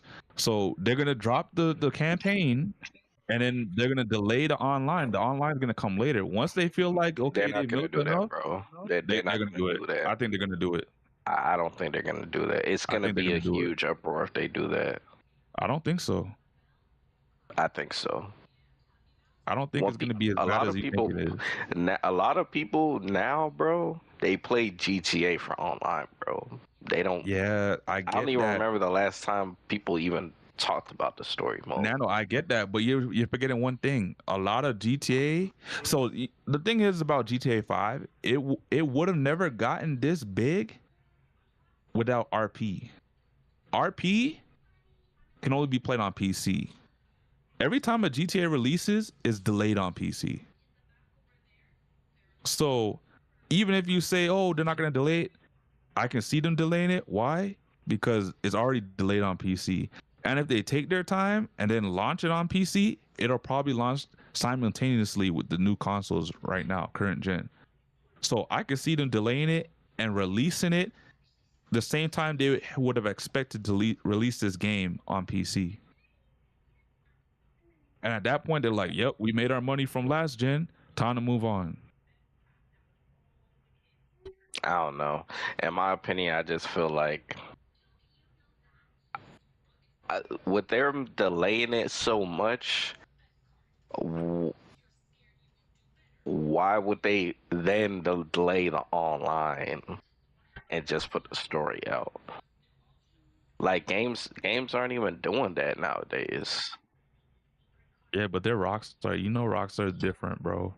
Why do they even delay their PC release when they could just release it day one like the consoles? Hey, that's up to them. I just got a gut feeling, man. They gonna want people on the online as soon as possible because the online is like a big selling point. Nano. You're forgetting something. This is Rockstar. They know they can release anything at any time they want because people are gonna buy in and play it whenever they decide to give it to them. So if they delay the online, $100, I'm not buying that game. I don't know what the price is gonna be. I'm just saying, if Rockstar is like, fuck it, if we want to drop online when we want to, we will, and you guys are gonna play it regardless, they will do it. You and I both know. That doesn't mean that people won't be upset, though. I'm not saying they won't, but you already know the minute they drop online, all those people that say, "Oh, I'm not playing because they delayed," you already know they're gonna be day one online on the RP. I just don't feel like there's a point in delaying the online purposely. Neither do I, but I can see that happening. Is what I'm saying. Do you think it will happen? Let me ask you that. Because I don't think it will happen. Now that's a different question. I don't know. Knowing Rockstar and their track record, anything could happen is what I'm saying. And that's what I honestly believe. Anything could happen. And especially with the same guys that aren't even behind this game like they were the previous games, like Dan Houser and all that, like that has me worried. Maybe that's the reason why this game is being delayed so much, because you don't have the grand architect behind this new iteration of GTA. I honestly feel like this GTA might be trash, because I played GTA 5 and that was the least fun I've had out of all the GTAs. Who's to say GTA 6 is not going to be worse? So Crusher thinks that if you know, with all the delays, it's actually like probably gonna like help the game. Like time will tell. make We'll it have live to up to see. the hype. We'll see next year when it launches, because if all these delays happen and the game feels like a lesser experience than GTA 5 to me, they're never getting my money again. It's a possibility. There's just so much hype behind it right now that the game is gonna have to be special. But Like, what if the GTA game games drops are and it's like usually Mind's pretty Eye, good, bro? though. I don't What think if so. One thing I will say is GTA games are usually good. They're usually So I'm good. The not. problem is the same crew that made the good GTAs that we've all played ain't there no more. Just Yeah, like how but- everybody at Rocksteady left and they kept dropping those doo-doo Batman games. Yeah. Yeah, but I mean, what about people that are? I'm pretty sure whatever team they have has done a great job at the GTA 5 currently. So Nano, those guys could have been brand new. GTA 5 came out like 12 years ago. yeah, but You mean the to tell me game has gotten updated. Yeah, updated, but those could be the interns. And then they probably just like, yeah, we'll make this the title for the new DLC. And now they're in charge. It sounds like you don't got a lot of faith in this game. I don't. There's too many delays going on. Really? I Yes, thought you bro. was GTA 6'd up, man. I never said that. When did I say that? The last time we I talked thought you about was one of the people looking for this game. I was looking for it, but I don't have my hopes up for this game because, like I've been saying, every time we talk about GTA 6, I played GTA 5, and it's the least fun I've had out of all the games. Okay. And that's that's the latest GTA that we have currently. You telling me I'm having fun with older games? The reason why I mean, it technically doesn't matter if like we have fun. Majority of the people that play the game are probably gonna have fun, but I stopped playing the game hella fast because once I figured out the main thing about online was making money, I just stopped playing the game because there was no point for me. But now they added so much shit to it, and you know, I could see it being a lot more fun, especially if you got friends to play with. But you know, we just gonna have to see, man. We just gonna have to see. Kendall said, "I don't know what's the hype about GTA 6. I just seen it's just another GTA and that's it." Hey, man, you know, honestly, Kenzo, I don't, you know, GTA was never one of those series that I was like a diehard fan for. So I wouldn't say I'm excited about it, but depending on the price, I probably will end up playing it if my homies are getting it. But I can understand the hype from like everybody else's viewpoint and what GTA means to the gaming community. From that standpoint, I can understand the hype because it has a huge online scene. A lot of content creators make hella, you know, content from the game. A lot of like, I know the modding community goes crazy for GTA Online, so you know that's gonna be crazy for GTA 6. And you know, it's just probably gonna be a bigger and better world to be in. So, and usually when GTA games come out, usually they're regarded as pretty fire games. So, I don't see why GTA 6 would be any different. But no, the delays, it's unfortunate, but at this point, I'm gonna be honest, I don't even think the game's coming out next year. At this point, I'm expecting it to be dropping 2027. But you know, we'll see, man. We'll see. See, my hype for GTA 6, because I know Kendall's like, I don't know what's the hype about GTA 6. This is the first time since Vice City that we're going back to Vice City. GTA Vice City came out, what, 2004, 2005? So in 20 years, we haven't went back to Vice City. So this is going to be hype because Vice City is my favorite scenery of all GTA. The vibes of GTA Vice City were nice. I know they were in the 80s and this is going to be more modern, but like just the vibe in general of GTA Vice City, was unmatched for me. Like I played 3, I played San Andreas, 4, 5, and nothing comes close to Vice City in my opinion for me. San Andreas is a second number 2 though. You know, I will say when this game drops and if I get the game, I'm driving to Nano's crib. Then you want to see Nano? You gonna see Nano in GTA? Yep. I will show you guys my crib, man. I'll show. They do have the heat arena, so. Yo, you gonna see Nano playing, doing security? I'll show you guys like a Bad Bunny concert. I'm gonna be able to show you guys exactly where my position was in that game. That's crazy. You're gonna go inside the arena and show us the backstage and all that shit. Yeah, I was on the outside, unfortunately. But, you know, it'll be lit, you know, being in South Beach. Yes, sir. I don't know if the Hard Rock Stadium's gonna be there where the Dolphins play at, but because that's actually the one actually the one I live like right next to. But I think it'll be there.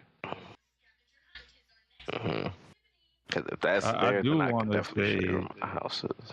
I do want to say, in terms of the delays, a lot of people have been, you know, discussing whether it has to do with like possible delays because a Rockstar employee was like leaking information about there's gonna be mass layoffs, and then something going on with like union busting, and like the investors not caring about whether these devs are gone or anything like that. So like this all this delay talk is really coming out to sound very messy. Like we honestly don't know what's going on behind the scenes at Rockstar. It's honestly the more they delay, it just looks bad for them. That's all I got to say. Yeah. I mean, but Crusher could have a point though. They could be trying to make the game as good as it possibly can be. Because at the end of the day, it's always better if a game comes out in its best possible conditions. But we all know multiple delays could mean it's in development hell. Yeah, so it's a double-edged sword right now. But I do have faith in Rockstar because their games are usually good, like Red Dead Redemption. Yeah. You know. So I'd say, you know, have a little faith, Sammy. Have a little faith. We'll see. For Angel, you know, I'll try. For Angel's sake. So I know Angel wants this game to be good.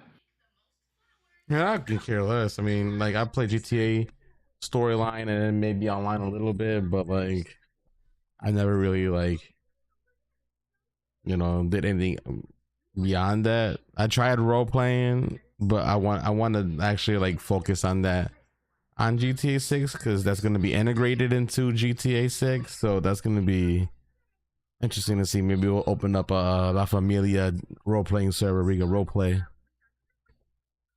Oh. I'll be the Puerto Rican fuckboy. I mean, who said that?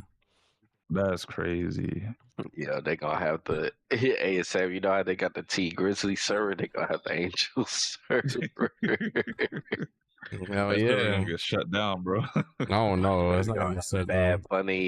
Bad Bunny all over the radio. Man. Yeah. Oh hell yeah, Bad Bunny. Yo, Bad Bunny might actually have songs on GTA. I heard he has his own radio station. Yeah, I heard Drake was gonna have his own too. The two biggest superstars. Oh shit, they're pulling all the stuff. Ain't no way. Where the Anuel station? What do you mean ain't no way, Sammy? The two biggest? Not no more. Kendrick took him off. Nah, Kendrick ain't fucking surpassing Drake, bro. Drake got way too many He hits already than did. Kendrick. Yeah. Yeah, Drake has more hits than Kendrick, though. It's not about more hits. Who got the most awards? I mean, I think hits is what's making you money. I don't think rewards is making you To money. be fair, with what happened, what happened between Kendrick and Drake, I wouldn't be surprised if they hit him up on some we need tunes, man. So I wouldn't be surprised. Who? Drake's gonna hit up Kendrick for tunes on his radio station? No, Rockstar. Hit up Kendrick. Okay. I mean, Kendrick did have a lot of tracks on GTA 5. He did. So man, Kendrick. But that was the old Rockstar, man. That was Rockstar when they had all their best people. Yeah, but with the way pop culture is now, I feel like you'd be a fool not to have Kendrick's raps not on in your game. Unless Drake paid them off to not have Kendrick in the game. No, I don't even think they would accept that. Bro, you know Drake would try to pull something like that. The fact that he sued this man still lost. And he sued his label and lost too. Like, I don't know. Drake would do something like that. Man. Yeah, well, what if they have Not Like Us? If they have Not Like Us in there, Drake is definitely suing Rockstar next. I mean, I don't think he gonna win it anyway. I don't think he's gonna win it either, but he's definitely gonna sue them. With his track record, he's suing everybody because of that song. I guess we could move on with the topics. That was the GTA delayed stuff. Is that next? I don't know where I don't know where Caleb at, but he about to miss his own topic. I think he was saying he's gonna be AFK for a while. Yeah, I know. Well, I guess we could probably just go to like the one after that. Oh, the what do you call it? The Where Winds Meet. I think that's the one that's next, right? Where Winds Meet. Yeah, we could talk. Yeah, we could talk about that. Yeah, so this one is a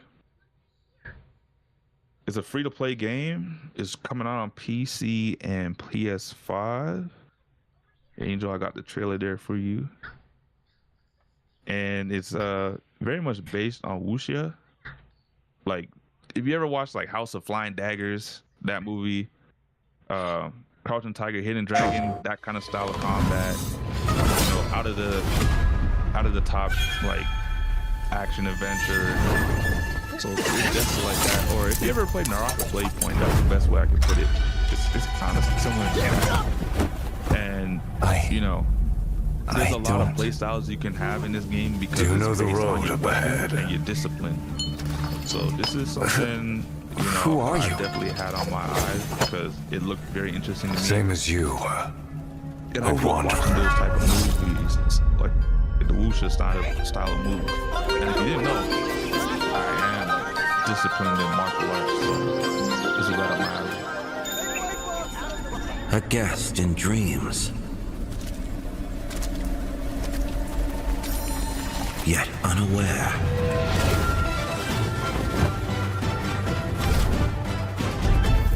This time, I'll be the villain.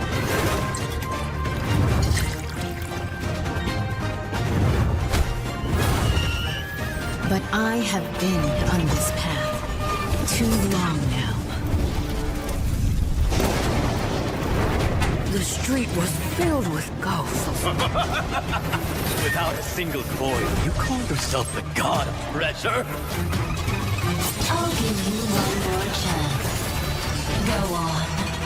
Kill me.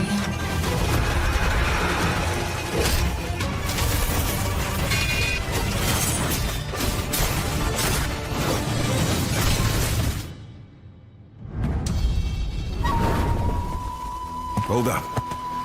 If I don't go back, what'll happen to the others? Mere end. Such an unseemly struggle.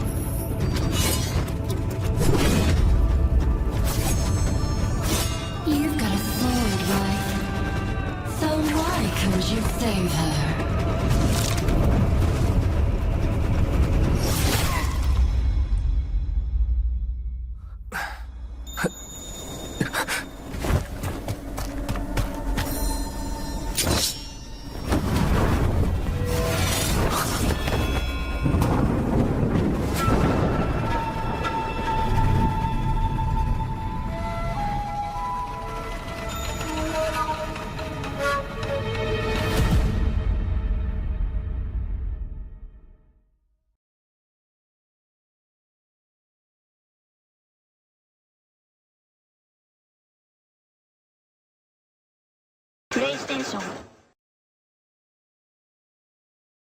All right, so here we go. Yes, we have got to talk about where winds meet. Now, I had the chance.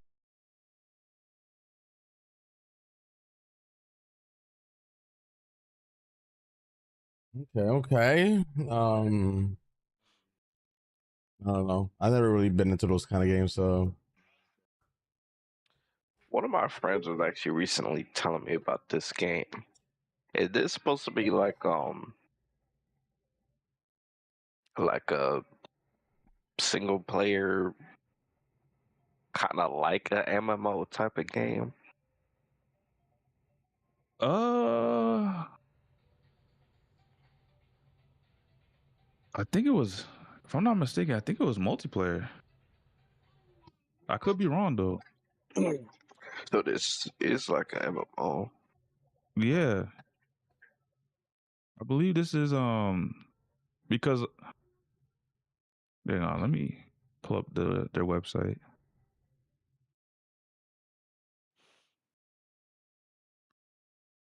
Shout out to Asian studios because they're definitely going hard. There's actually been a lot of Asian games coming out in the past couple of years. Yep. So it's a free-to-play open world game. Let me see. A free-to-play game. Right? Oh, they got a creator. They got a content creator program, Angel. Might have to check it out. Dead.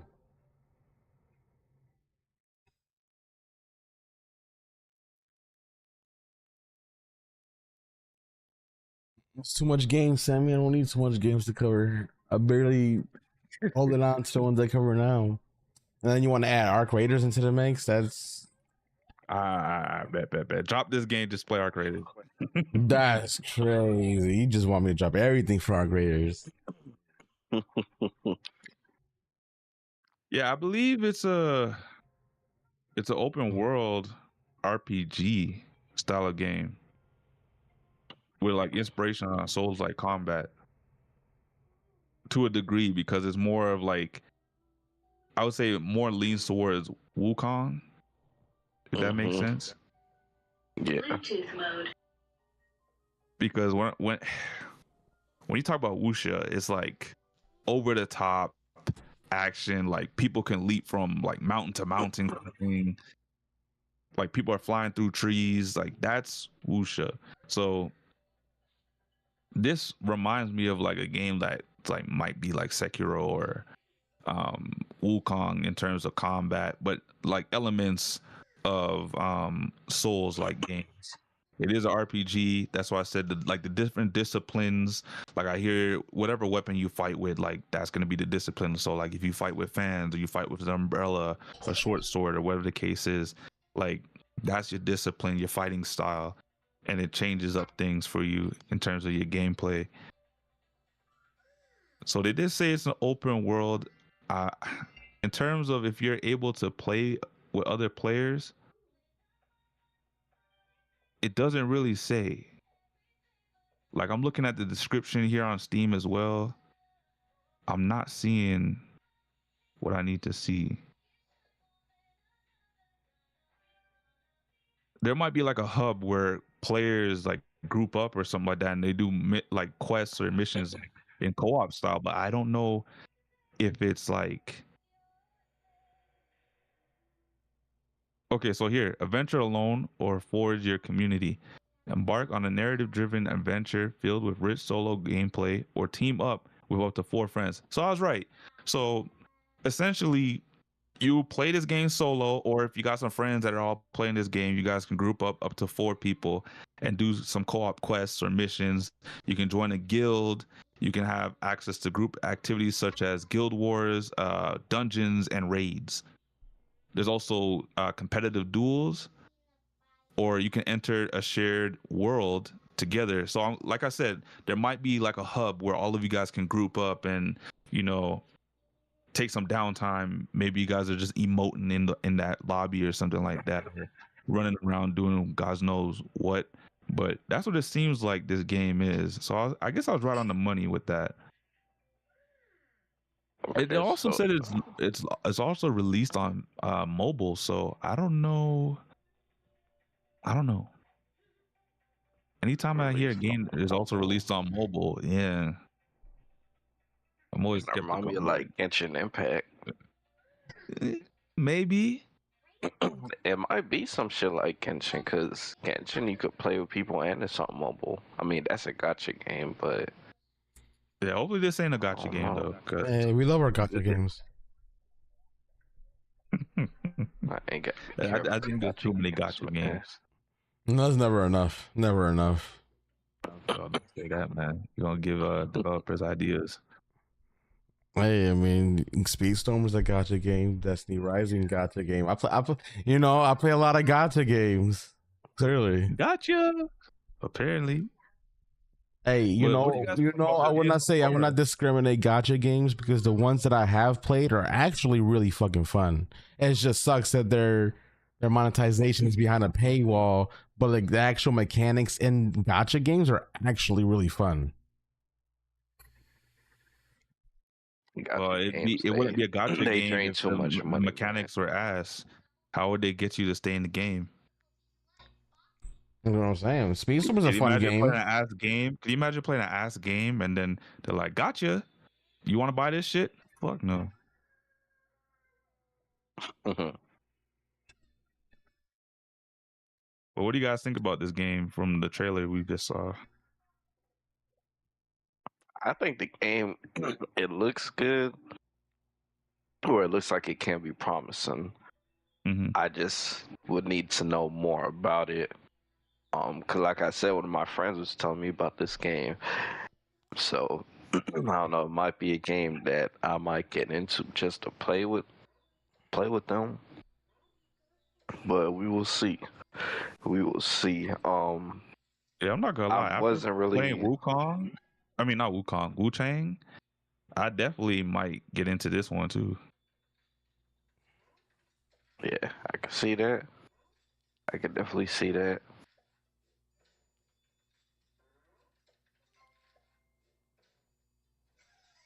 Yeah, I definitely wasn't really trying to get into like any MMOs because they take up a lot of time.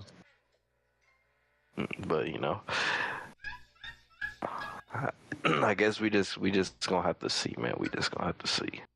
What was the last MMO you played? The last MMO. Shoot, it's been a while.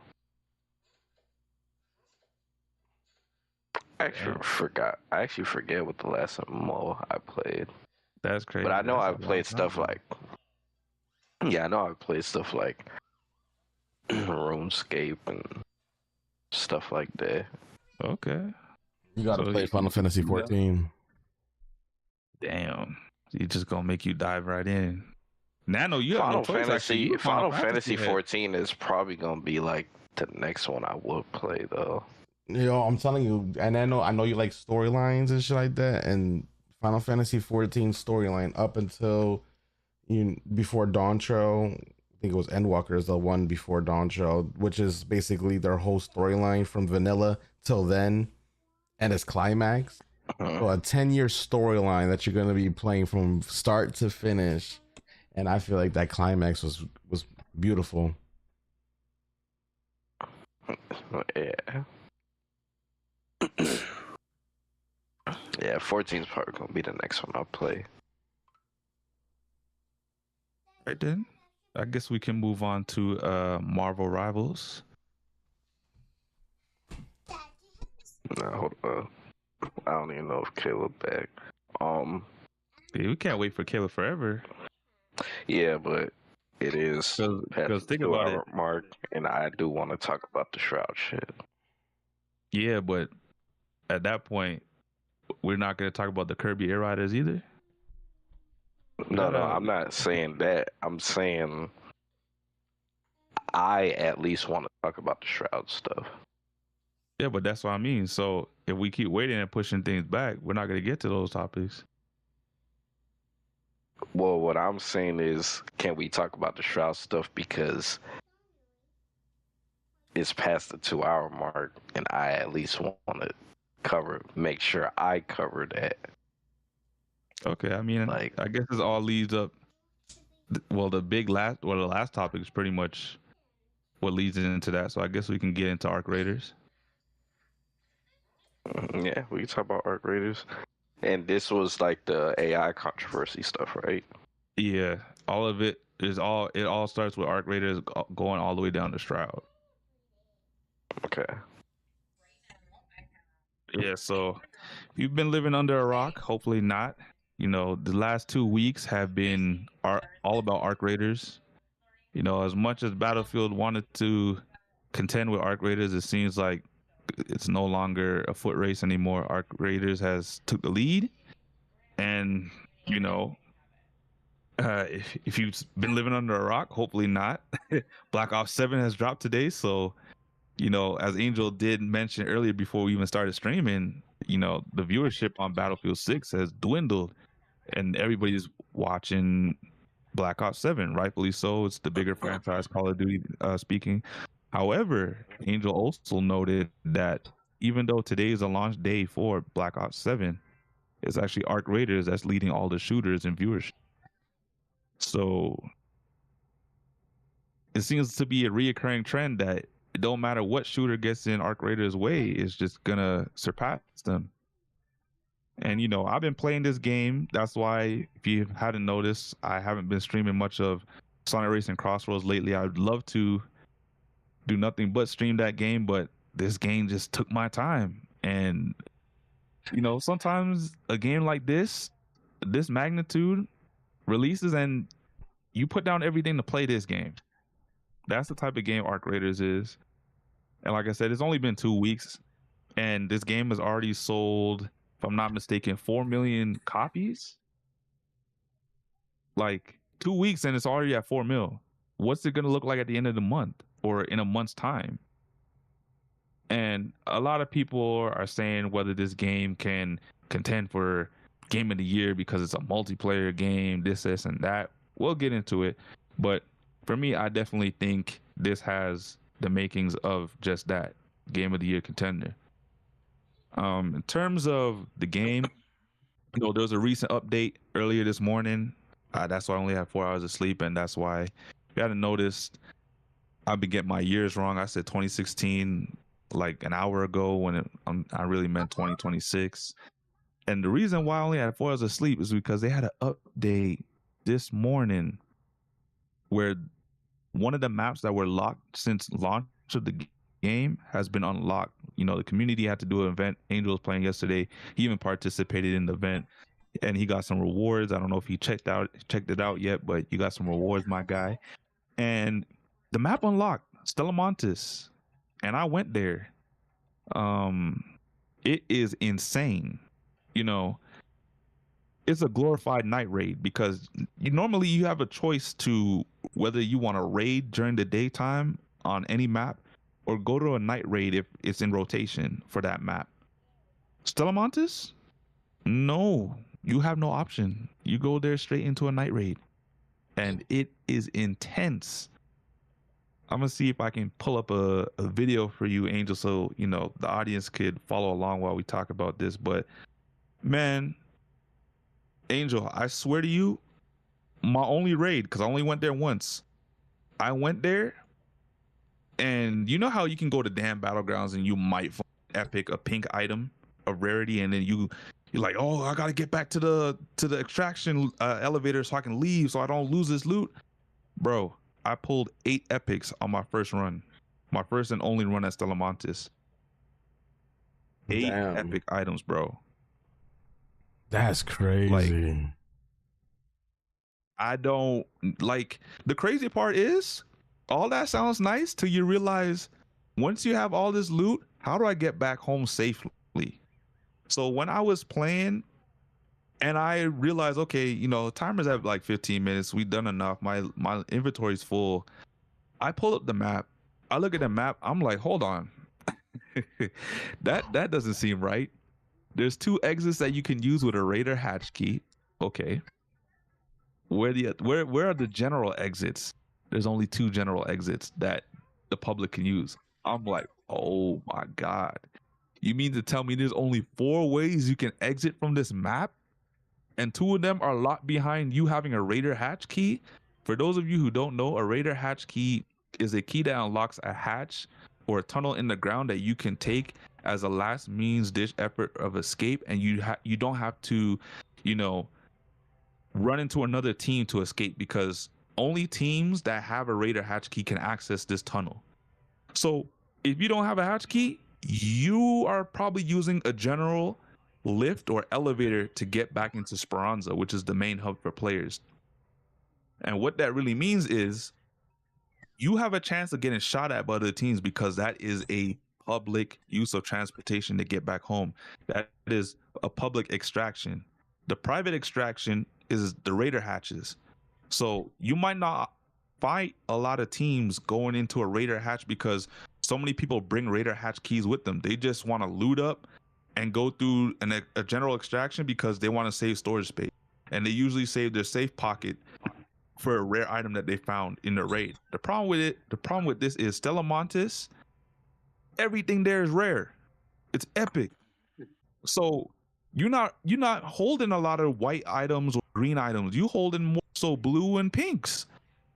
And you're like, well, shit. If I die, everyone's gonna grab my loot, but does it really matter? Because if I kill that person, he probably got the same valuable loot as me. But at the same time, do you want to die because you never have an abundance of this great loot? And that's what makes this thing crazy, because you're now thinking, how do I try to survive as much as possible every time I raid here? Because this is good loot for me to upgrade. This is good loot for me to progress. I want to come here and keep all my loot. I don't want to come here and just die, even though I can and I'm not really going to miss anything. Like, you want to come here and progress your character, because once you get the end game gear that Angel's been craving for, you're going to be doing raids, and, you know, people are going to start shooting at you like, boy, that was a mistake.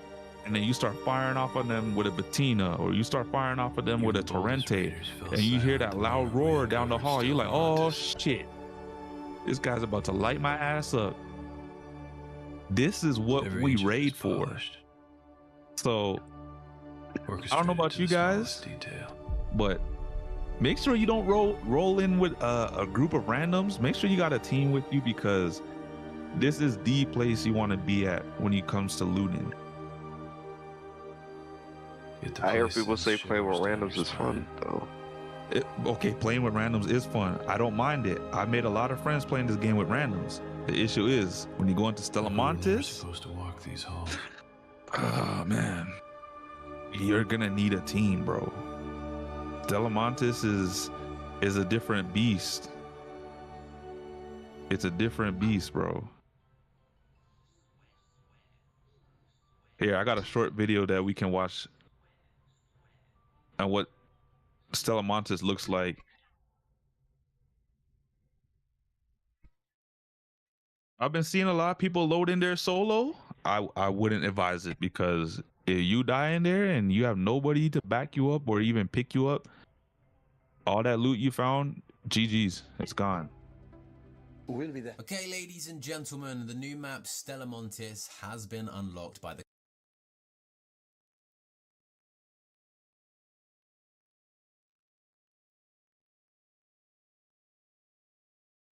Put the video to you in the group chat, Angel.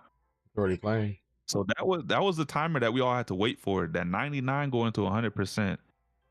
I literally took a break off the game for an hour and came back when I knew the game was gonna go, or the map was gonna unlock,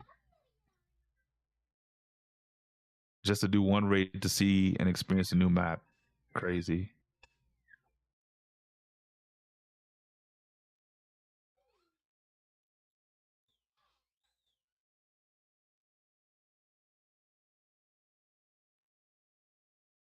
Damn.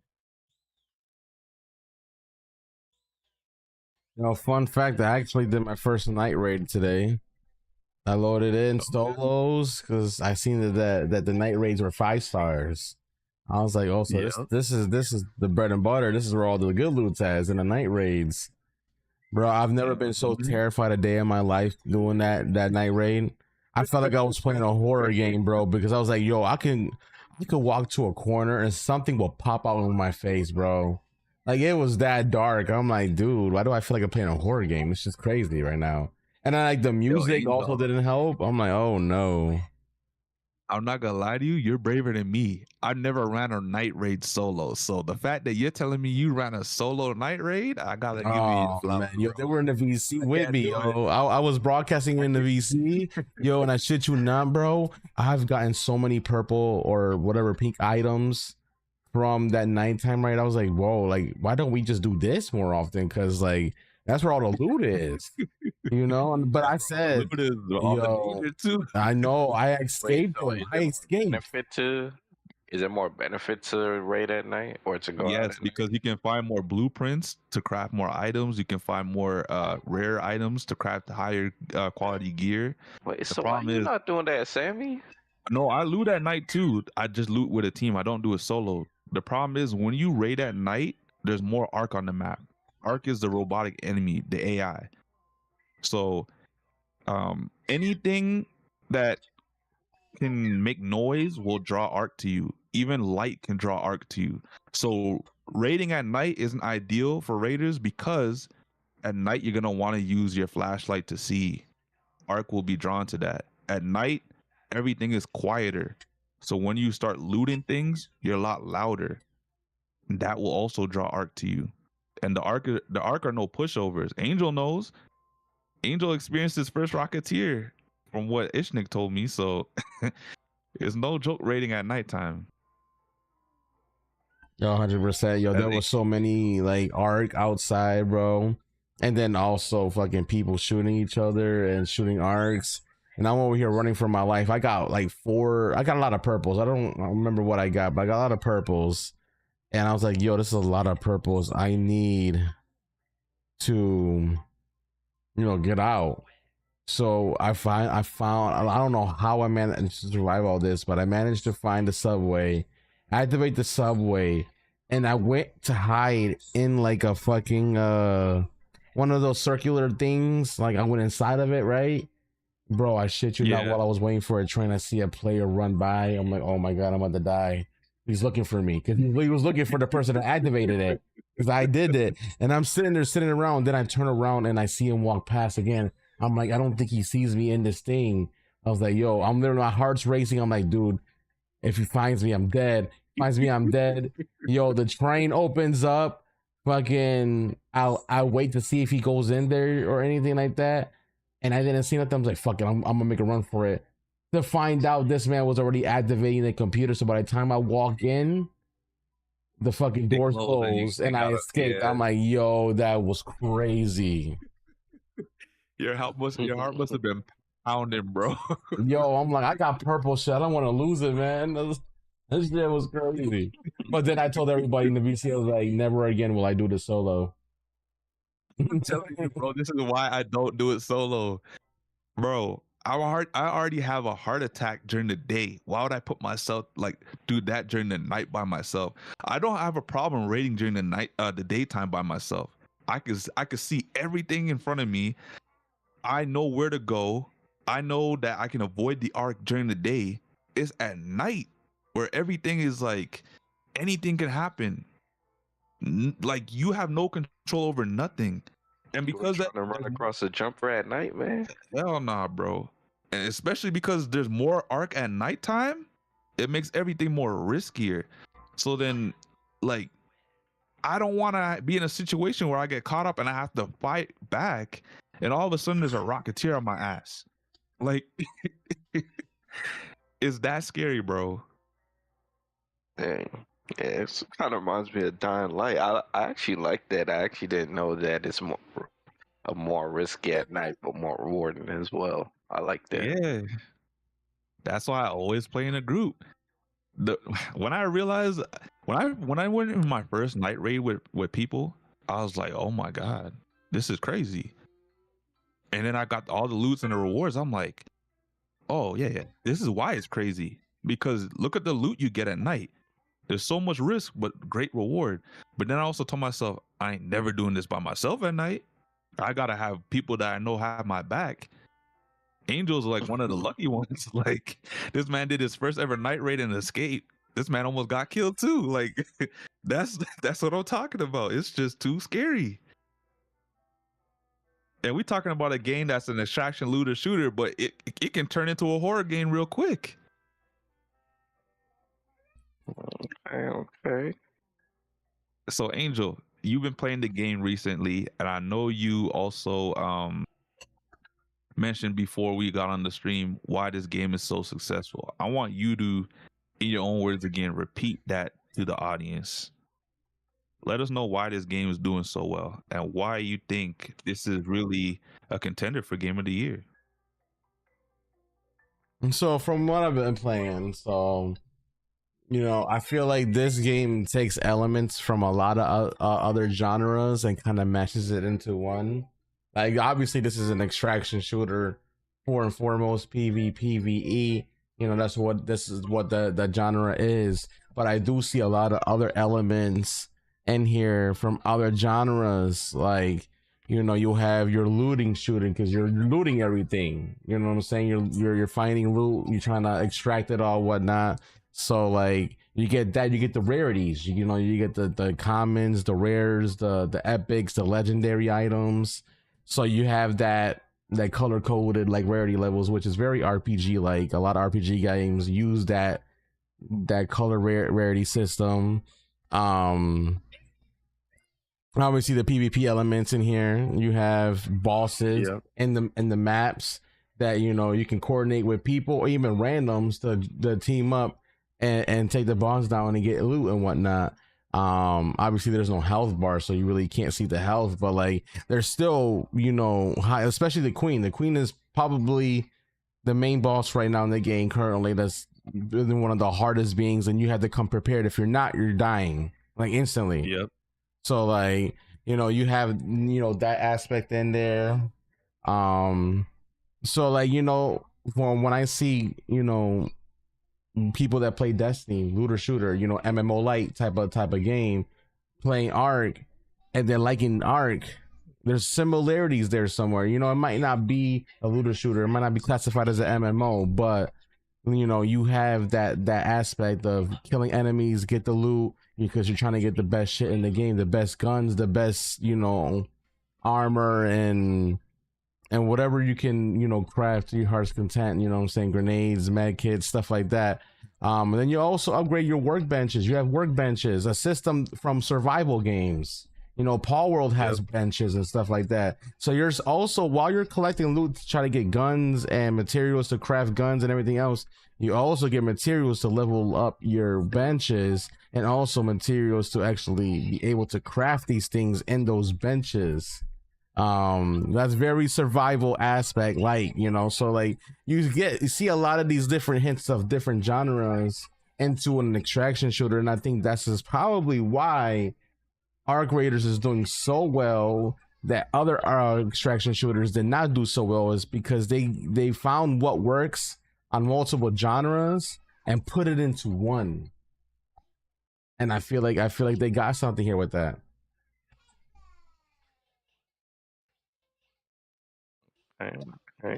Have we seen another game like this before? Like, I know we've seen other extraction shooters. I know we've seen other looter shooters, but have we seen a game like Arc Raiders before? I mean, I'm not really diverse in extraction shooters, other than I played that Rainbow Six one that I thought was going to be good, but it wasn't good in my opinion. It wasn't good at all. Apparently there's not like the genres kind of like it's not that much in the genres. So I mean, you got Marathon, you know, that's Bungie's extraction shooter, but I don't know. I think Bungie might be shaking in their boots if they watching this Arc Raiders thing right now, because how are they gonna top something like this? I don't even know if they're already fumbling and stumbling with plagiarism in their game, and you know. Oh, did you hear about that? Did you hear about that? What? About the plagiarism with Bungie for Destiny? And they settled. They said, the court case has been finalized. Bungie has settled in court because they couldn't prove that they were not copying.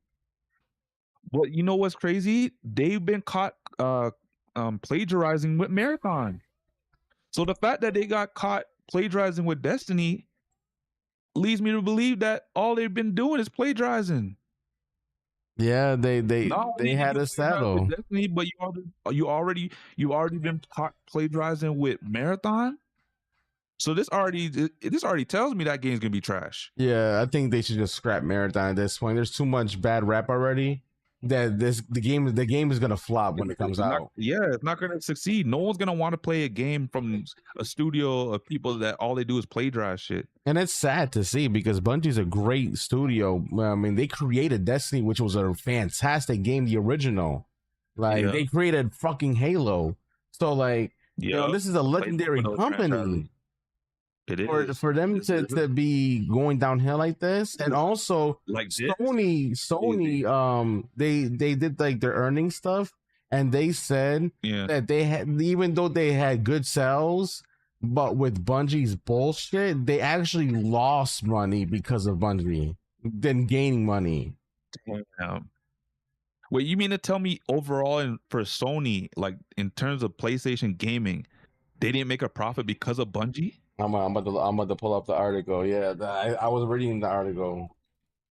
Damn. So Sony's not even making money because of Bungie right now.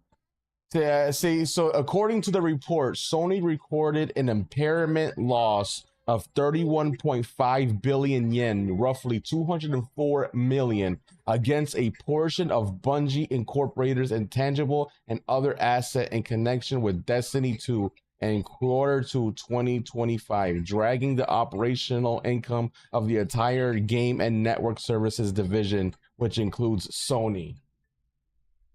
Damn. This is not looking too good for Bungie right now. And not looking good for Destiny, which is one of my all-time favorite games, and I would hate to see this game die because that's some bullshit. And you already told me like a couple times, like a while back, that they might not be even looking to do a part 3 for Destiny. So like, get back tomorrow, wash it off. So like, where do you think this is gonna lead for Bungie in the future, or even Destiny? I don't know. I mean, Sony's gonna have to, you know, get on top of Bungie, or I have no idea. I really don't, because, you know, if Sony keeps losing money like this because of Bungie and Destiny IP, they're gonna tell them that they're either gonna kick rocks or they're gonna just dump the the studio, and I don't know. It's not looking good. And Sony, has a habit of just dropping shit. If they're losing money, they're just gonna be like, you know what? They're gonna cut their losses. Mm-hmm. Sony going broke over Bungie is crazy. That is crazy. Damn, I mean, at this point, Sony, if you drop Bungie, can you at least sell the Destiny franchise to a different company? That's another company that could revive that shit, bro. I think the same people that bought EA might pick up Destiny if that's the case, or it might be Microsoft that picks it up. I mean, Phil Spencer is he's been known to be a long-time Destiny fan. He praises that game time and time again. I mean, I wouldn't be surprised if Microsoft, takes that IP, Now, can they improve it? I don't know. Microsoft is not known to be, pulling out, home runs either. That is true. If they wanted to improve that, they might have to they'd have to look at Bungie's team and go down. Yo, shit, give us the NetEase, bro. Destiny Rising already. People are saying that they love Rising over Destiny 2, and it's been a lot of fun. Other than the gacha mechanics, which is what's ruining the game. But if you give NetEase the fucking franchise and the IP, they don't got to worry about. A good publisher. Yeah, they don't got to worry about gachas or anything like that. You think NetEase has the money for Destiny? No, I mean they paid $100 million. They paid $100 million to acquire the license to do Destiny Rising. So I don't know. I mean, I would assume they got the money to. $100 million is different from $7 billion. But then again, Bungie's valuation probably dropped too because of that. So that $7 billion that Sony spent, probably was it $7 billion that Sony spent, or was it like $3 billion or something like that? I mean, they don't even have to. NetEase don't even got to buy the Destiny IP from Sony. Sony could be like, we can work as in a partnership. You know what I'm saying? Like, can you fix this game? Or they obviously work out a partnership deal where NetEase gets like a portion of the money because they're doing that, and that would also help Destiny Rising too, because now they have more freedom because now the IP's in their hands, even if it's through a partnership. True. I feel like NetEase can do something. I mean, look at Marvel Rivals; it's a phenomenal game. A lot of NetEase games are really good and really fun. So I can see them implementing something with Destiny 2 and making it better than what it is. Because God knows Bungie ain't doing nothing. They've been fumbling for the last couple years. Well, only time will tell, really. Hopefully, for Destiny as the franchise's sake, they don't get shuttered, because that'd be awful. It would be because there's no other game like it. That's true. And I think that's why he's been out for so long and has lasted so long, because truthfully, when you look at Destiny, you can't compare Destiny to no other game because it's its own game. I mean, yeah, you can call it an MMO, you can call it a looter shooter, whatever the case may be. But the fact that you're calling it either this or that is because it has elements for both. So it's its own game. It's a shooting game that has MMO stuff, that it has looter shooter stuff. You have your raids, your dungeons, you craft shit, you're looking for god roll weapons, you're doing all the end game stuff, there's PvP in it. So there's so much to the game. Obviously, the movement in the game. I mean, I don't know if you play Destiny or watch Destiny, but if you watch gameplay of Destiny and you watch the gunplay, the movement, and everything of your character, you will know that there is no game like that. Everything is so smooth.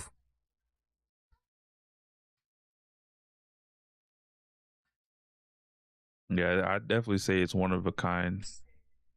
So hopefully this doesn't I don't know what Sony be up to lately, but hopefully this doesn't make Sony rethink things with Bungie, because that would mean Destiny would be on the chopping block, which is unfortunate.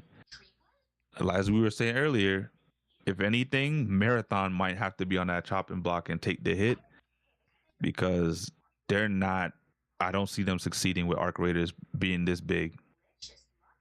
100%. With that said, I think there's a lot of people trying to throw dirt right now on Embark Studios, the company or the development team behind the finals, their first game, and now Arc Raiders, because the implementation of AI for voice line work, which is honestly funny and strange to me, because this has been going on for 3+ years, because Embark has been doing this with the finals, but I didn't hear an outcry or an uproar from journalists or players alike talking about it.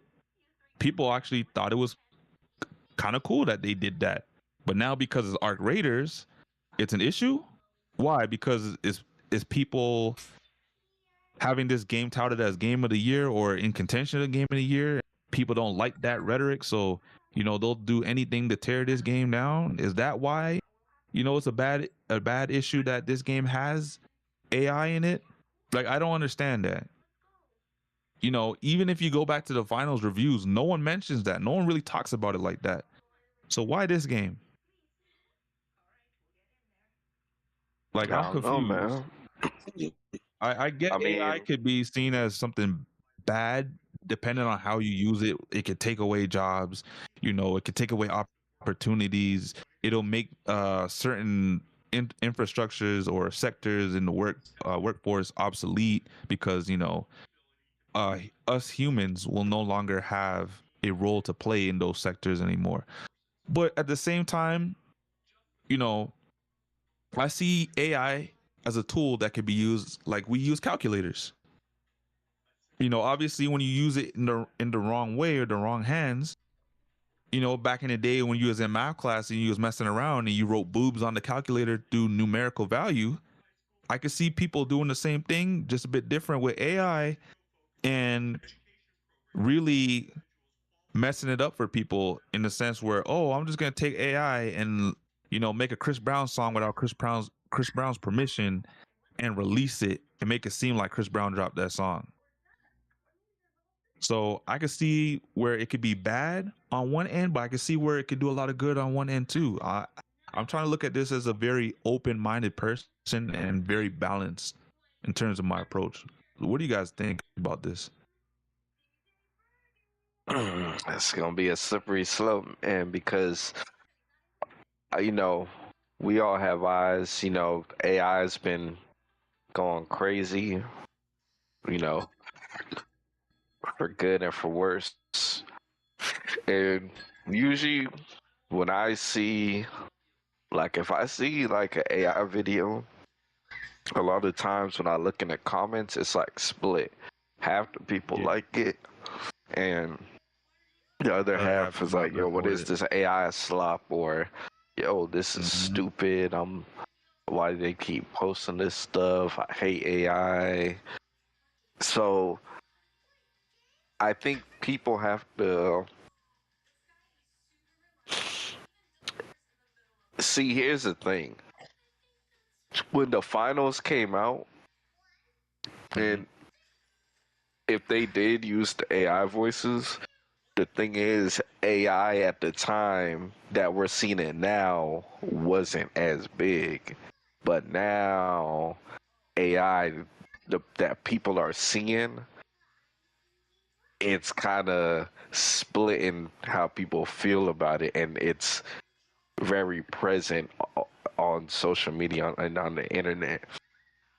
And a lot of people are, kind of deciding whether they feel it as a more positive or a negative thing. And with the knowledge of how the AI is now, people that are negative, they're gonna voice their opinions, man. That's just why I think it's happening now, to answer your question, Sammy. I mean, I get that, but I feel like a lot of this stuff is happening for like stupid reasons, though. Like, for instance, the stuff that Caleb mentioned, like over AI. That's why he had to leave his team. Like, over AI, this is why people are or journalists or reviewers want to try to downplay this game, when really they have no other reason to downplay this game. So they were looking for reasons to downplay this game. Like Eurogamer. That could be how you look at it, but you know, everybody got their own opinion. AI, people judge AI very differently, you know, depending on how you look at it. That is for them. true. They probably like, why you got to resort to that? I'm okay. That's understandable, but at the same time, I feel like if you're given consent from the bodies that are doing business with you, such as the voice actors, I don't think that's an issue. Consent was given. You know, use my likeness. That's a fact. At that point, that is a fact. What are we arguing about then? You know, Eurogamer took it amongst themselves to decide to rate this game a 2 out of 5 because they used AI voices, but in the reviews everything was glowing. So because they used AI for the voice lines, it marked it down to a 2 out of 5. How does that make sense? It was even so bad to the point where people went back to the reviews and realized they gave Concord a 3 out of 5. Can someone please tell me where Concord is today? That shit canned.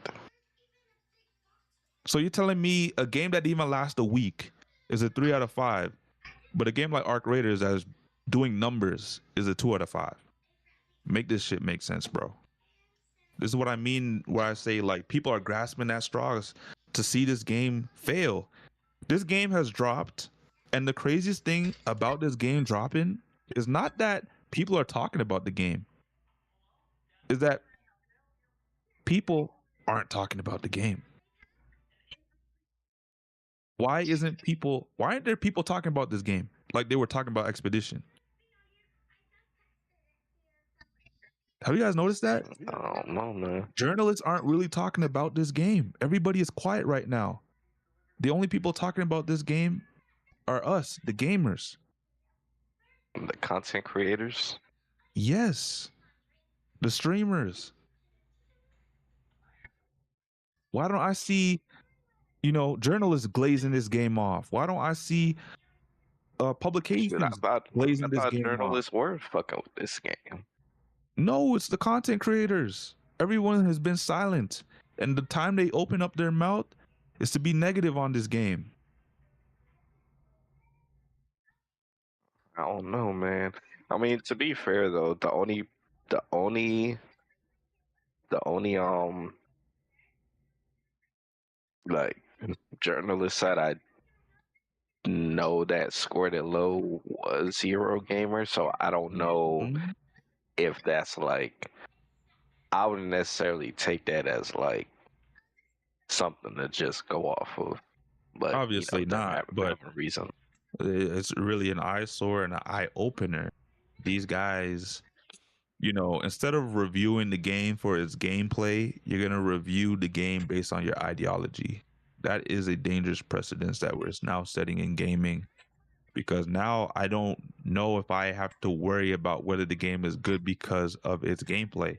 I have to worry about the game if it's good because, whether it aligns with how you feel with certain things that are going on in the world.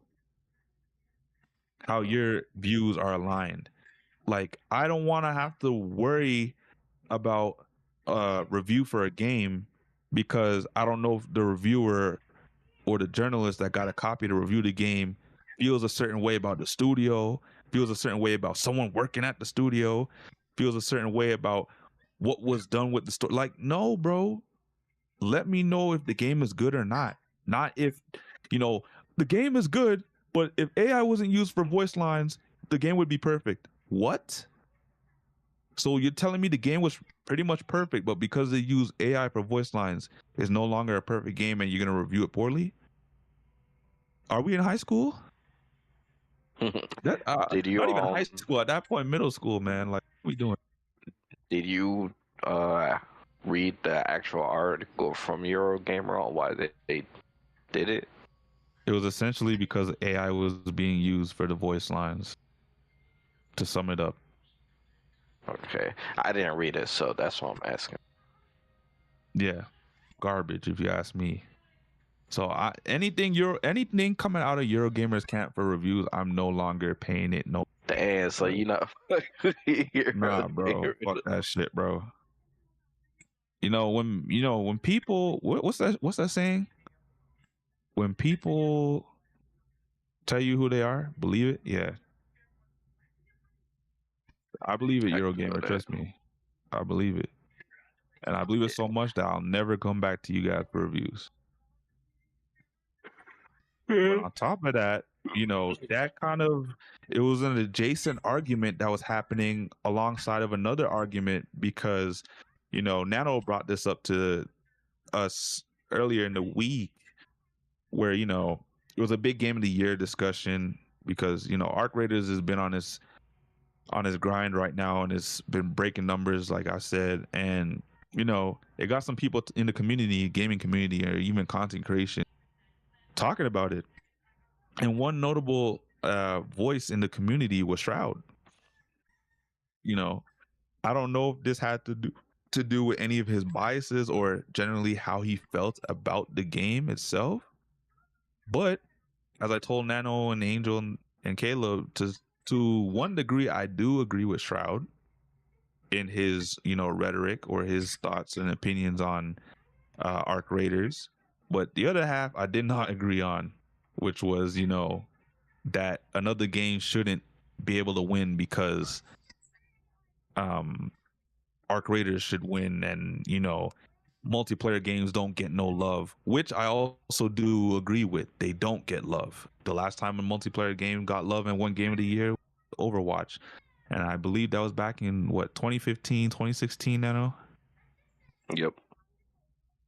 I'm not even sure if we can get this video to pull up so we can watch it briefly on the do we have the clip of Shroud or what Shroud said?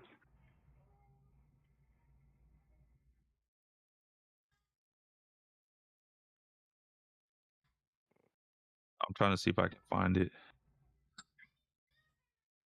I know there's people that have reacted to it. Yeah, I know people reacted to it. Usually I don't have a problem with Shroud. Damn, so you have a problem? Well, yeah, obviously that makes sense. My bad.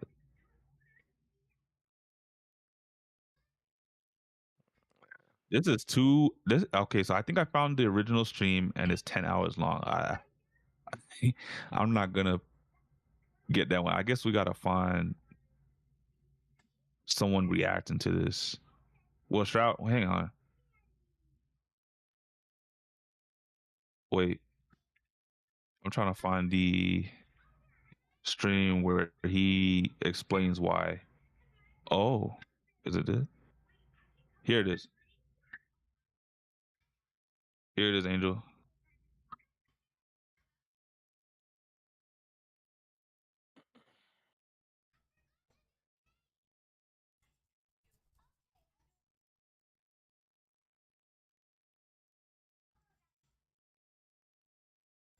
It's a reaction, but I mean, technically the original is played in the beginning. I know everybody else talked about it, like XQC and Osmond Gold. Yeah, even like the Black Okage was talking about it and stuff. Like, I'm not gonna lie, when I first saw it, I actually didn't think it covered that much ground, but apparently, hella people was talking about it. Well, yeah. I mean, Shroud is a big name in the gaming industry. He is. So, if he says something, which makes it that much more bullshit. Dude, we got to make sure that this. But within his bullshit, there was some truth to it. So I gotta give him that. Game wins game. I gotta give him that, but that's all I give him. Of the year, by the way. Do not let that expedition. Yeah, game there win game was of the some. year. Do not let it. So Absolutely, it's not all bad. Us multiplayer gamers are the minority. Okay.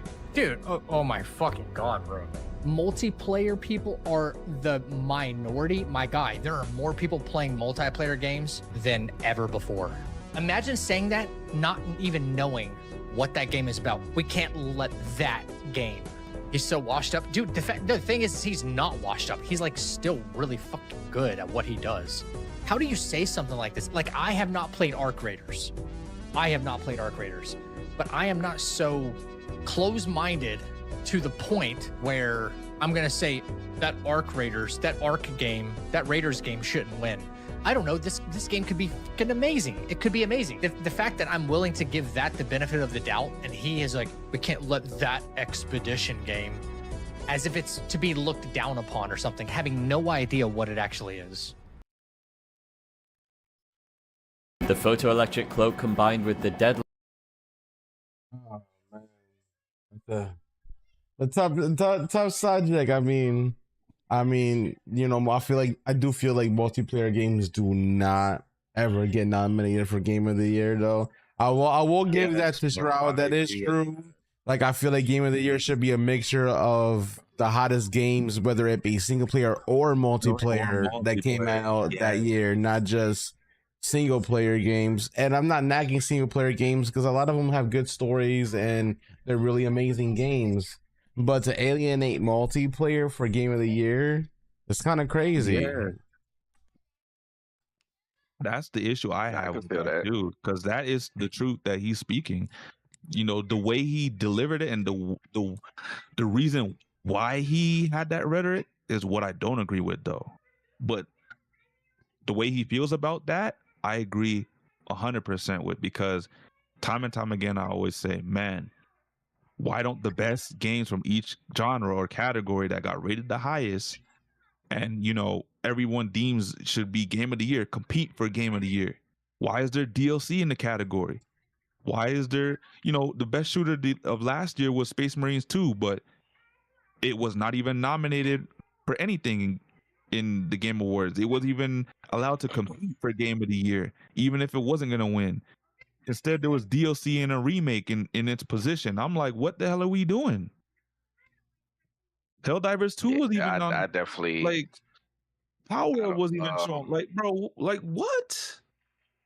Yeah, I think the DLC shit. I didn't agree with the DLC thing. I definitely think Space Marine could have been a nominee in place of the DLC. For Elden Ring. Like, no, like don't take this the wrong way when I say this. Like, story games, single player story games, they're great. They're great for what they are. I love playing them. As you see me stream them, I played Expedition. I played Arc Raiders. I have no biases. At one point in time, I said they're both Game of the Year, and I've been consistent with that. So I can literally say wholeheartedly that they both deserve to be up there for Game of the Year, and rightfully so. They are the games of their genre now. It's fuck Final Fantasy. It's fuck The Division and everybody else that is an extraction shooter or a looter shooter. It's Arc Raiders now. That's the game that defines that genre. It's Expedition 33. That's the game that defines, you know, I turn-based don't agree RPGs. with the fuck Final Fantasy, because Final Fantasy is still Final Fantasy. But Final Fantasy is still Final Fantasy. But in terms of who's running shit now, I think it's Expedition right now. It might be early and it might be a hot take, but that's my take. And this is why I'm saying these are the games that are up for Game of the Year, because they're the ones moving the needle right now. I do know you're kind of looking at it from the outside because you don't play Final Fantasy, but I still think Final Fantasy is still up there. They just gotta. I'm not. Square Enix is definitely. I'm not saying it's ass.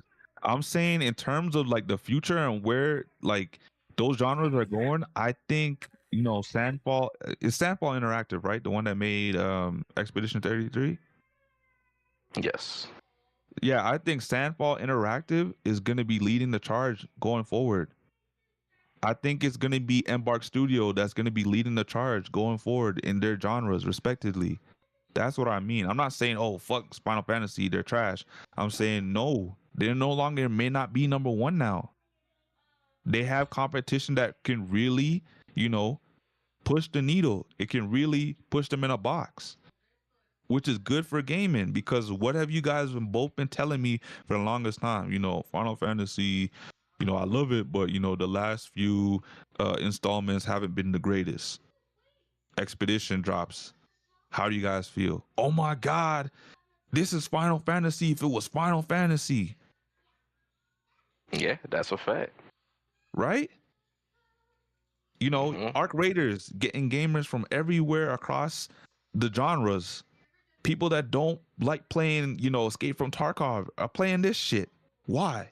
People that were playing Power World are playing this shit. Why? People that are big on Destiny is playing this shit. Why? You got gamers like Shroud, XQC, and whoever playing this shit.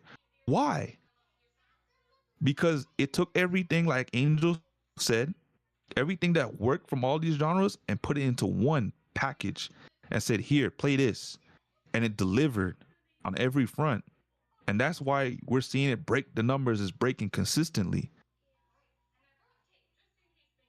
This is why, you know, we just had a conversation like 20 minutes ago saying Marathon is cooked. Bungie might be cooked.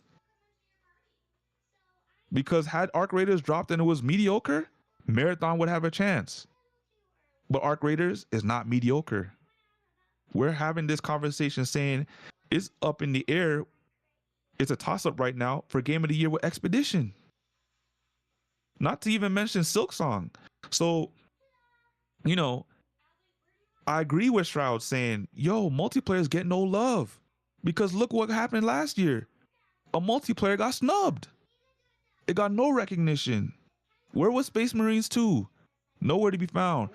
Regardless of what you thought about the controversy between held, even if they took out Elden Ring DLC, there's still a chance that Space Marine might not have gotten nominated. Okay, okay, that's fair. But I wasn't even done yet. Regardless of what you thought about the Sony controversy with the PSN login shit, you mean to tell me Helldivers 2 couldn't be nominated with the hype it and the run it had? I don't know, bro. They started fucking up, bro. It wasn't even just a PSN thing, bro. Like it was still that game though. It was still pulling numbers. It was still that game though for that year. That's what I'm saying. So regardless of the controversy, that's over, bro. I get that, but I'm saying regardless of the controversy, up until the Game Awards, they were still pulling in those numbers. So that to me doesn't even make sense why they couldn't even be nominated. Instead, they got DLC and a freaking remake in its spot.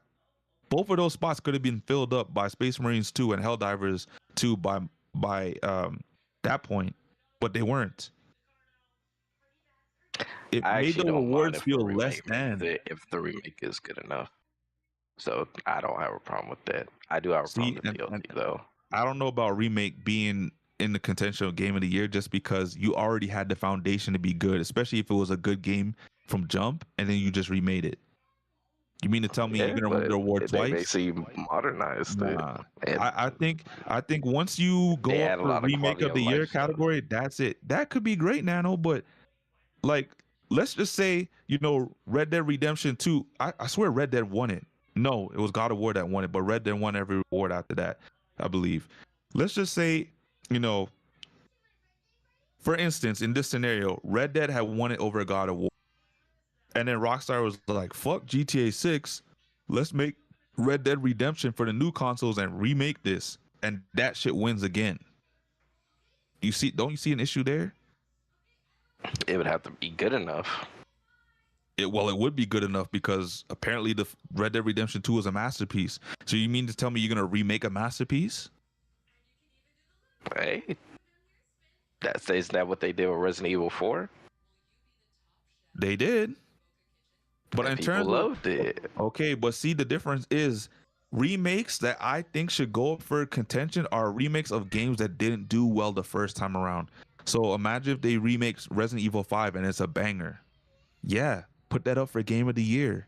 Why? Because the first game wasn't that hot. Resident Evil 6. Yeah, it's a banger. The first time you did it was ass. Nah, see, I gotta disagree with you there because you're basically saying, I'm saying if a game is remade and it's still, it's good, then it should be allowed to be nominated still. You're saying if the first game was trash and then the second game, the remake was good, then it should be allowed to be nominated. But from my viewpoint, it should be allowed to be nominated regardless. Because I feel like that'd be like a not good rule. Because your game was good first and then it got remade into a better game. But the reason why I say that is because it makes it kind of cheapens you winning the award if you win it again, especially if the first time you released the game it won.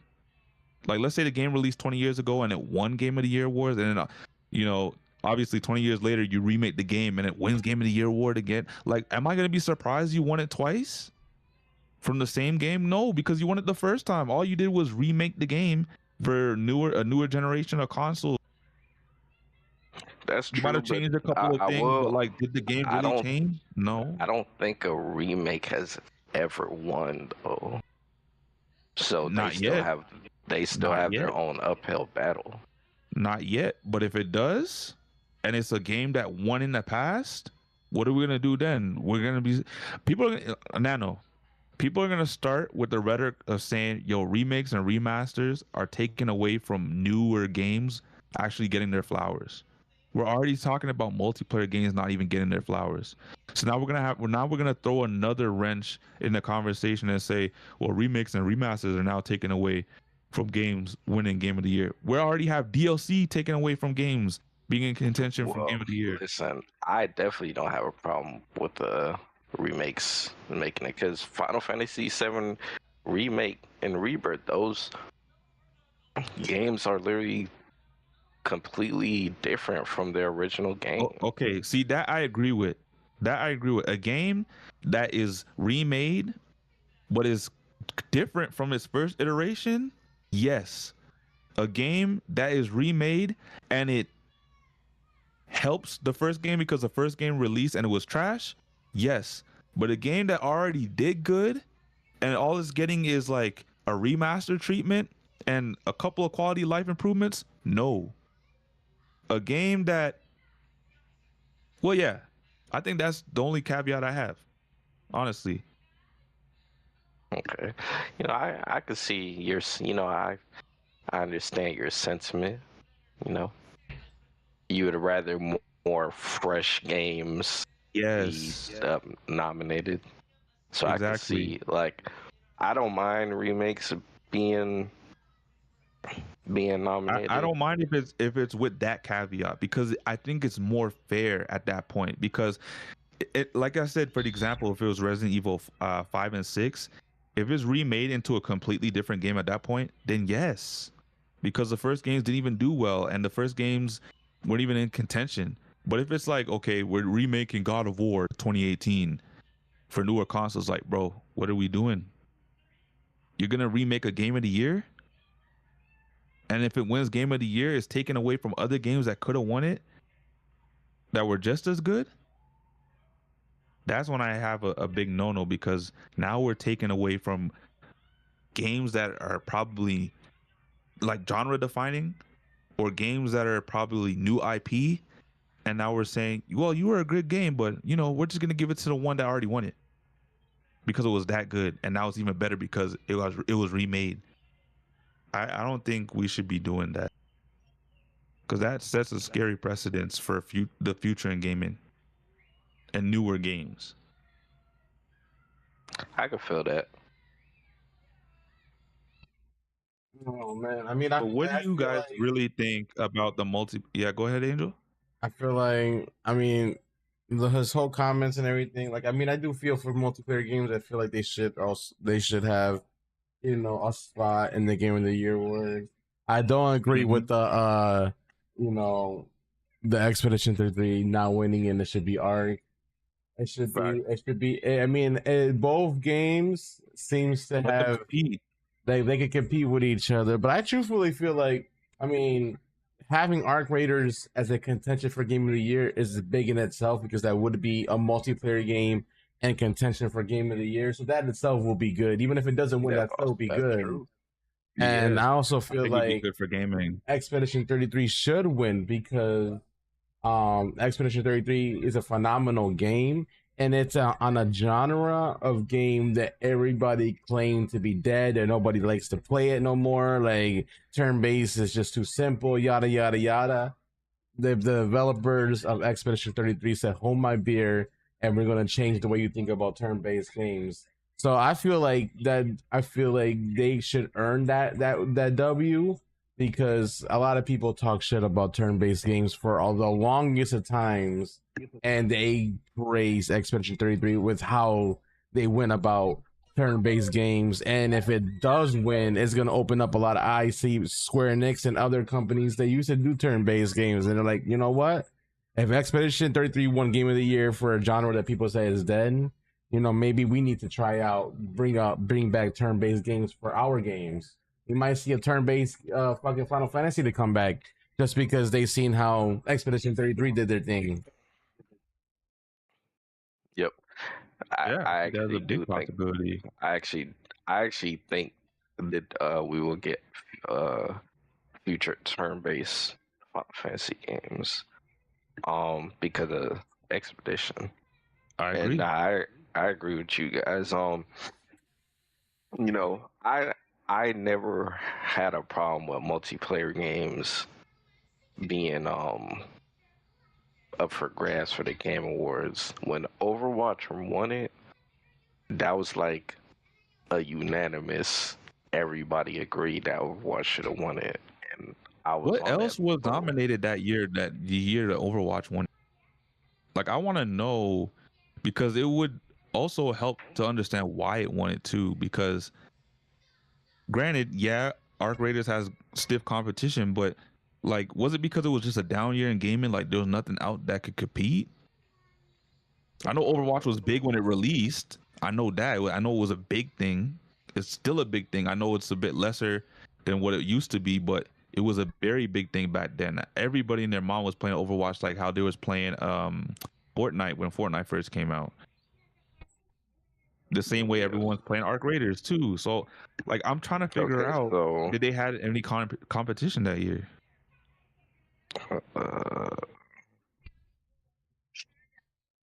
So they had Titanfall 2, Doom. That's a good.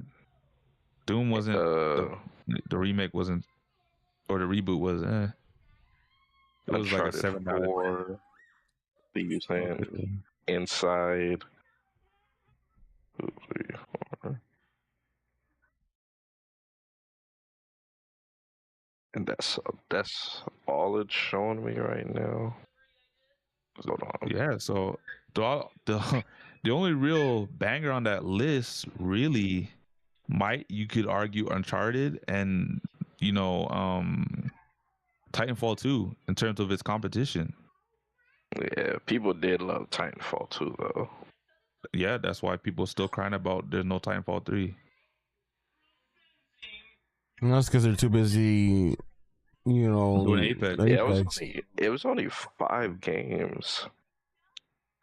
Nowadays it's 6, but it was only 5 games back then. But yeah, I've never seen another multiplayer game really get acknowledged or even nominated. Like, every time there was a Game of the Year awards, like, it's always been a single player. Granted, Red Dead Redemption did have co-op and an online mode, but it's not an online experience.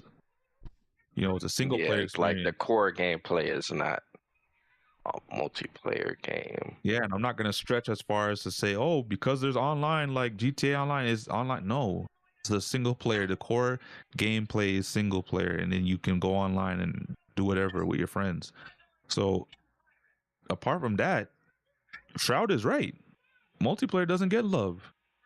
And the one time we could have shown love to it was last year, and we didn't, because Space Marines 2 didn't even get its name in the ballots.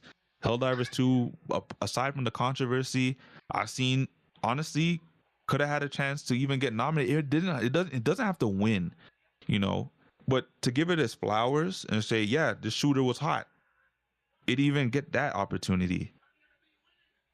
And you know, as great as Battlefield 6 was, with all the buzz it had and it being a good shooter, I can also see that not even getting a nod. Especially in a, I wouldn't say this year's a down year, but especially in terms of all the other games that has released so far, Battlefield 6 is better than most of them. But I could see them, you know, if they have to choose between Arc Raiders or Battlefield, obviously they're going to choose the one shooter, and it's going to be Arc Raiders. And I have nothing against that, or I don't feel any way about that. But I'm just saying, in a time where you can show off two good multiplayer shooters, you know, one of them's going to get snubbed again. But one of them's not going to get no love, especially when EA has been constantly messing up and they finally get it. And unfortunately, this year they won't get it. Right? Yeah, are you talking about between like Battlefield 6? Yeah, with Battlefield 6, which is unfortunate. You know, Call of Duty dropped. It took away its I guess its momentum, or it took away its air that it had. And a lot of people are streaming that right now instead of Battlefield 6. It looks like, you know, those communities are going back and forth with viewership. But Arc Raiders doesn't have that problem, you know? So I would be very upset, you know, if Arc Raiders somehow doesn't even get shown up there for Game of the Year. Mind you, I'm not saying it has to win. I'm saying if it doesn't even get shown up there for nominations for Game of the Year, I'd be very upset. That would be a head scratcher to me. And if that happens, I will no longer support or watch the Game of the Year awards. Because I mean, to be fair though, Sammy, this is like an extremely competitive year though. It is an extremely competitive year, but to say Arc Raiders can't be up there with Expedition or Silksong, when all three of those games have drawn the biggest buzz period of the year, and to some degree Bonanza, Donkey Kong Bonanza, that would be a travesty to gaming this year. Nick said prepare to be upset. As far as I'm concerned, the only game that is 100% going to be in everybody's nominee is Expedition 33. What were you gonna say, Angel? I said Nick said prepare to get upset. Oh, hey man, it's nigga, bro. If I get upset, like I said, it's up for Jeff Keighley or Joff Keighley, however you say his name, and it's up for his award. I mean, a lot of people think it's. I think a lot of people think he is biased on certain games for Game of the Year because it is his show. That's why they be saying Kojima got that cheat code when it comes to the Game Awards. Yeah, that's not a good look, man. But so what? Him and Jeff go back, huh? Hey, they say whenever Kojima makes games, his games always get nominated, bro. So Death Stranding 2, it's a good chance it's gonna be. If the CrashOut gotta make their own Game of the Year awards to rectify this shit, so be it. We'll do shit the right way. We'll have you guys vote too. We'll vote too, and we'll do this shit the right way. We ain't coming with no biases. We ain't tearing down other games so other games can get propped up. None of that. Until we get $1 million check for us. This Nick said, I love this game, but not Game of the Year good. Hey man, to each their own. But the numbers don't lie. I mean, there's a lot of interest in Arc Raiders right now, and it's really up to the company to either maintain that player base and find ways to maintain it, because we all know games after like a month or so. The honeymoon phase runs off, and then you'll find out if it's going to maintain viewership, it's going to maintain popularity, or people are just going to go to the next best thing or like the next like flavor of the month? Because I've noticed trends like this for the last couple years, man. These top streamers, they'll play a game, people think, oh, it's the next best thing, and then those same top streamers play something different in the next month, and then everybody's questioning the game. Like, why are you playing a different game? Is the game trash now? Like, you know what I'm saying? Yeah, I will Ninja say- already has a clip with him talking about how Shroud was saying, like, is there anything else to do in the game? And Shroud like played the game from day to nighttime straight, and he damn near like hella far in the game, so he running out of shit to do.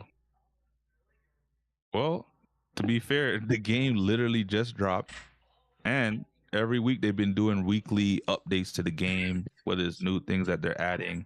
Next month there's supposed to be a new map. They've already added different environmentals and into the map rotations, different events for maps into the rotation, which is nice. So they definitely are bringing that same charm and touch in terms of quality of life updates that they do with the finals into this game. And it would make sense because if anyone has played the finals this season, you would kind of understand why the finals was very dry for season 8, is because it looks like all their attention right now is in Arc Raiders. You know, all they released for season 8 for the finals was 2 weapons. There was no new map. Every season came with maps, you know, buffs and nerfs, quality of life updates and changes, you know, to weapons and whatnot, different gadgets, but not this season. Obviously, they did the buffs and nerfs as per usual, but all they added were 2 weapons. Usually, each class gets a weapon and a couple gadgets. You know, there was only 2 weapons that were added to the game and no new map, just a battle pass and a couple events so far. So hopefully, season 9, you know, there's a lot more content. But if there's less content, I can also understand why they've shifted focus to this game, Arc Raiders. I mean, that could be a thing too. Yeah, you know, they're splitting resources into 2 games, and right now, if this is their bread and butter right now that's making them money, they're gonna focus more resources on this game, which means, you know, less content in the finals, because a lot of the you know, the people that are, you know, actively, you know, supporting both games are now going to Arc Raiders to make sure that game's popularity don't fall off, because that's a real thing. That's a fucking real thing, man. Yeah. You know, I've seen blame fans. Dude, Angel, because, you know, you got to pay to play Arc Raiders. The finals is a free to play game. So if they got a skeleton crew just working behind the scenes, making sure the finals is, you know, being balanced the right way, certain things are being patched, like there's a bug and glitch, and the game's still in a good playable state, then I think to them, they're like, okay, that's fine. But in terms of like Arc Raiders, they're going to want to keep pumping out continuous content because this is their I guess their moneymaker, right? Well, like you said, you got to pay to play the game.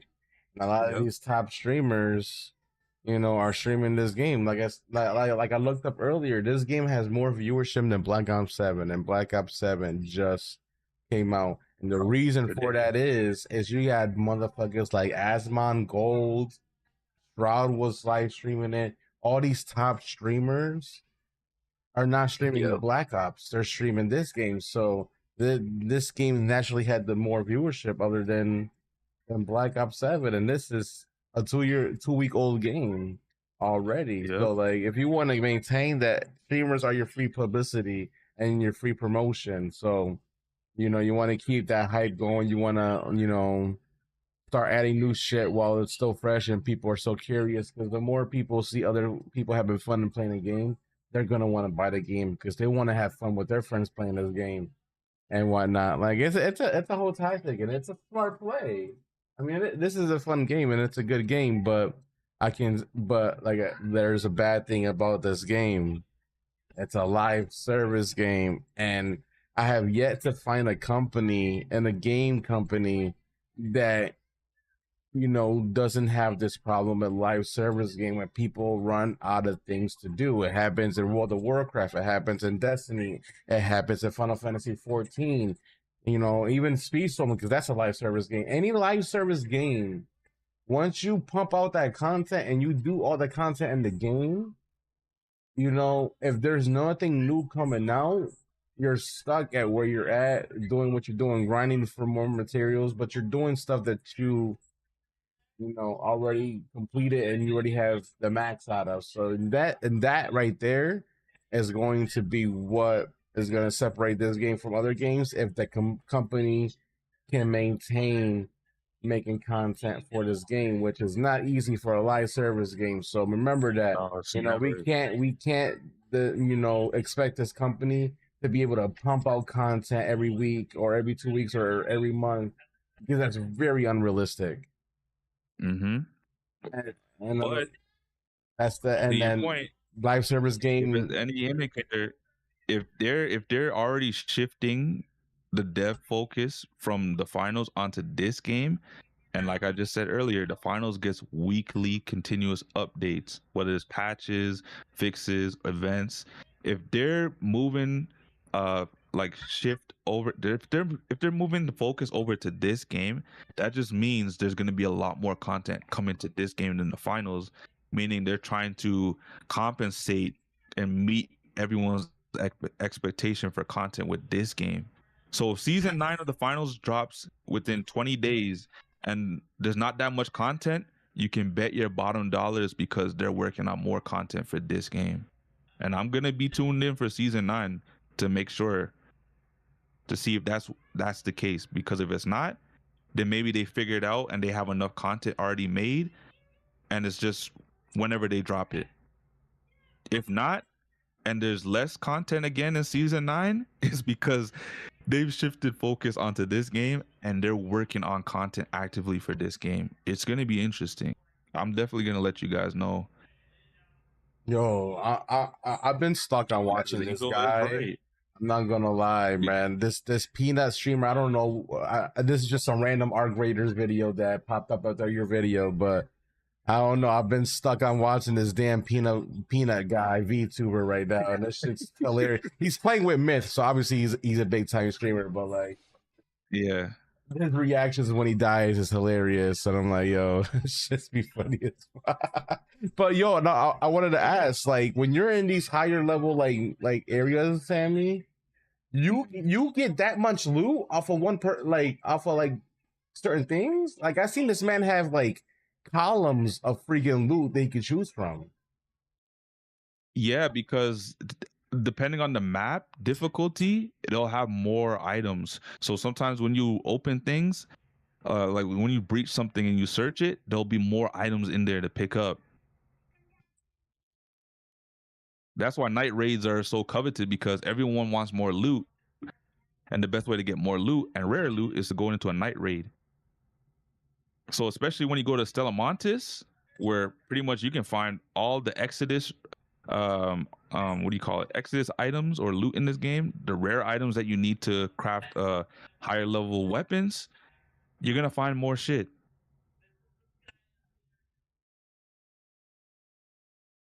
Yeah. So this is definitely my gosh, this is one of them games, bro. I agree. I definitely think ARC Raiders, I could definitely see it contended for one of the best games of this year. So this is a I feel like it definitely yeah, honestly, if you're one of those people that says gaming is dead, you just don't know what the fuck you're talking about. Or you just don't play games. That too. You need to expand your horizon. Like this year alone, I played 2 game of the years, being ARC Raiders and Expedition 33. And yo, I do not play these type of games. As Nano and Angel know, this Expedition 33 is my first turn-based RPG, Final Fantasy like. If you want to count the old Pokemon games that were back on the Game Boy Color or the Game Boy itself. Like, I don't count those games. So this is it. And then extraction, shooters, and looters, I don't play them shits either. So the fact that I went out of my own comfort zone and played both of these style of games, it should tell you everything you need to know. Game of the years, both of them.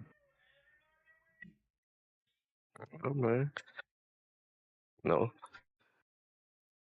a lot of good things that I'm hearing about Arc Raiders. So I don't, I know the hype is real. I think it probably deserves all of the praises that people give it and some. So, I'm definitely gonna be looking forward to the VGAs. Yo, we definitely gotta get you in the game too now. I don't mind getting it. It's not on my immediate radar because I was talking to Pro about it. But when I do eventually get into it, I'll be down to play with y'all. Yeah, we're gonna get your feet wet the same way Ishnik got Angel's feet wet yesterday. Hey yo, yeah, we're gonna do the same thing to you. Whoa, that just sounds wild. We're gonna do the same thing to you. That just sounds like diabolical. Wait, hold on. What did Ishnik do to you yesterday? Hey yo, that's the bigger pause at this point. Hey, but you said we, Sammy. You included in that. Yeah, but I don't know what you did now. The way you was going off like that. Hey, you was mad confident talking about we earlier. Yeah, I was until you paused like that. So now you got me like, what the hell did Ishnik do to you? Sammy backtracking.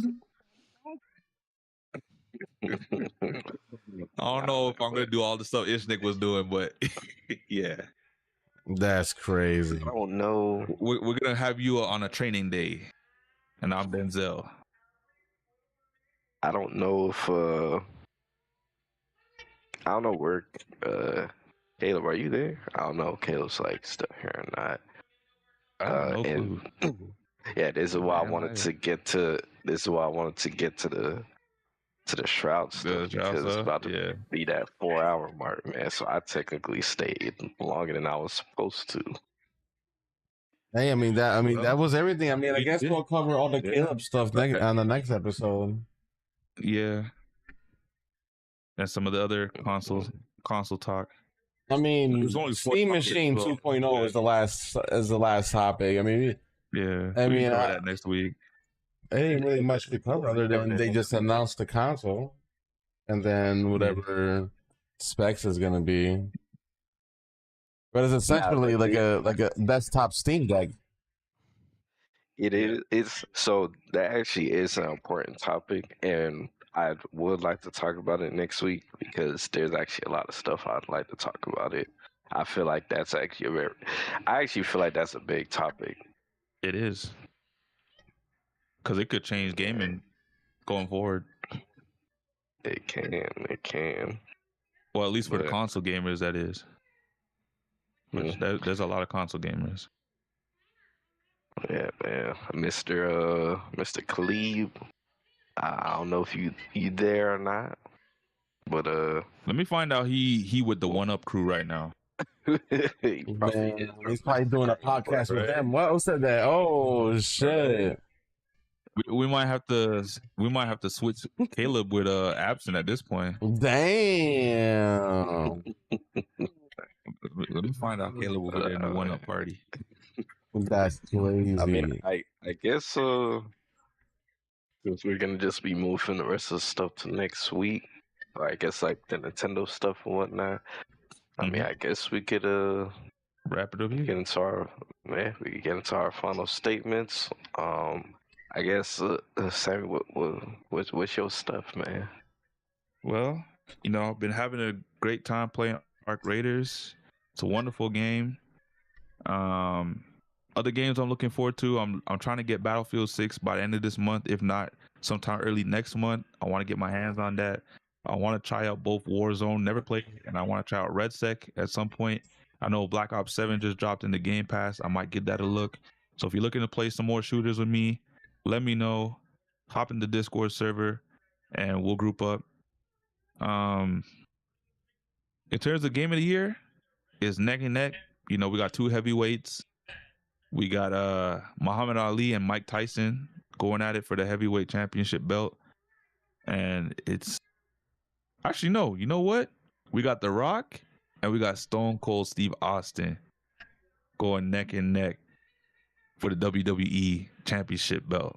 Angel can vibe with that one. So it's going to be a good year for the VGA.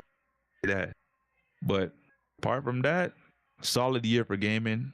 Actually, more than solid. A great year for gaming, and I'm happy because an amazing year for gaming. I haven't seen a packed slate like this in a long time, and I'm only excited for what the future holds for us. Yes, sir. Yes, sir.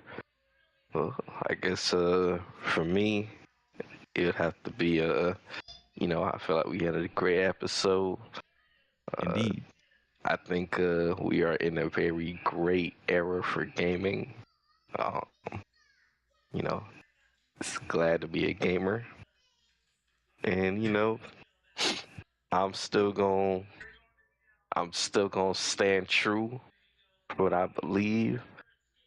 Expedition 33 Game of the Year, I'm still calling it, and I've been calling it like this since the game came out, and I'm gonna keep calling it like that until the VGA's the Game of the Year announcement is made, and this is the most hype I've been for the VGAs, and the VGAs is also a place where they announce video games too, so it's kind of like an E3. So that's also exciting, and I believe RIP to E3.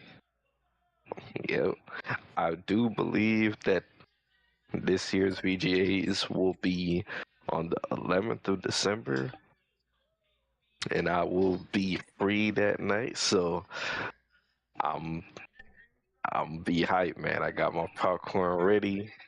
Rub my hands together like Birdman. That's crazy. I'm not gonna lie. This happens every year, but this year is probably gonna be the worst that has ever been. A lot of people are gonna be upset this year for the Game Awards, and not because.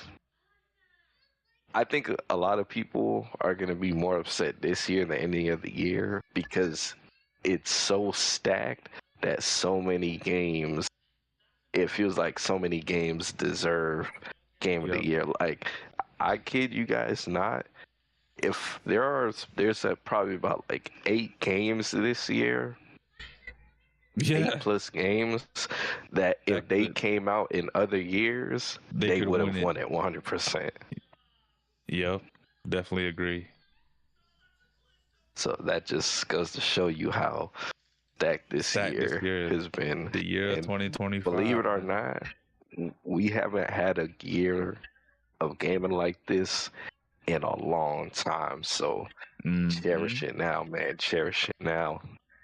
And, start playing games, bro. Stop playing that one Fortnite game you've been playing forever. Start playing games. What if next year's dry? What you gonna do then? Oh, the game is dead. Did you play games last year? That's a fact, man. That is a fact. Well, I guess that concludes my final statements. You could take us away, Mr. Angel. All right, great podcast today, on a Friday. Thank you everyone that appeared, chatted with us, and vibed out with us. We had great topics, great talking points. Expedition 33 is still going to be Game of the Year, though. So sorry, Shroud. Hey, multiplayer games should be in there, but Expedition 33 is still going to win. That's all I'm saying. And yes, sir. Good luck to the teams, in the World Cup. Good luck to England versus Brazil. We're going to be watching that game and probably hosting that game. So if y'all want to watch it, I'll be live hosting it for y'all. And I'm excited to see what the future brings for gaming in general, man.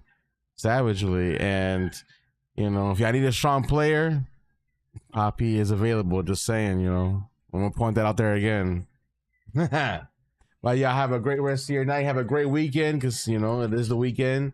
And we'll see you guys next week, which will be at our normal scheduled time on Wednesday. So you have a great one. Like, subscribe, hit the bell to get notified whenever we go live. And we'll see you on the next one. Welcome to the Crash Out. I will say, for those who come after. Hey, yo, Jeff, shit on Craig.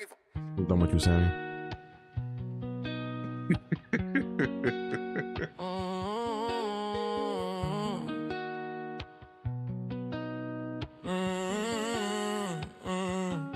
Yeah. Mike's hot, but I missed a lot. Stream, back up, gotta pick the spot. Fold in the chair, still sharp with it. They said go live, I ain't argue with. We was running like pit lane crew. Low, tall, big fat, tight view. Angel, flow, nano, real steel. Sammy build frames, Taylor tail wheel. Did it start with a spark? Maybe.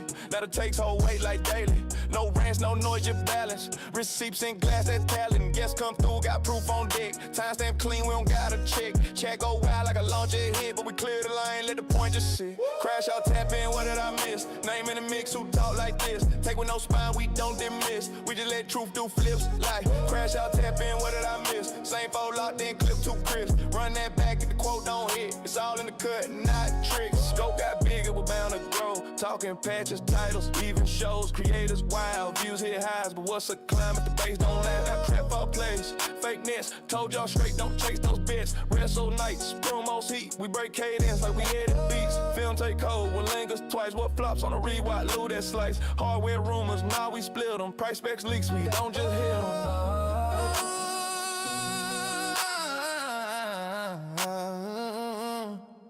Crash out, tap in, what did I miss? Run that clip, who really like this? No cap, just cues in the docket list. If you ain't got facts, don't twist. Crash out, tap in, what did I miss? Same 4 lives, still talking slick. Angel, Nano, Sammy, and Kayla, we built this seat. Don't trip. Sam Track War got tainted rounds. People vote like they planting ground. Spy tax, crap match names caught. We slow it all down like a framing court. Recast post, they become the dot. With a meta shift and the top get dropped. Call in, heat like a flame on cue. Found top real and the clips run through, but it ain't just take, it's the way we shift. If you can't cite source, it don't get lift. Don't play that loud if the root ain't sound. If the take don't cite it, won't stick round. Mic still warm, but we come with it. Crash outs where the con gets lit. Crash out, tap in, what did I miss? Same 4 chairs, same heat, same twist. Talk got depth, don't need no skits. We don't chase hype, we fix. Crash out, tap in, what did I miss? Said it once, might say it again. If the quote don't hold it, don't make print. Cut through noise, that's it. Mic's down. Docket full though. Next run already locked in. See it. Crash out. Same time. Same time.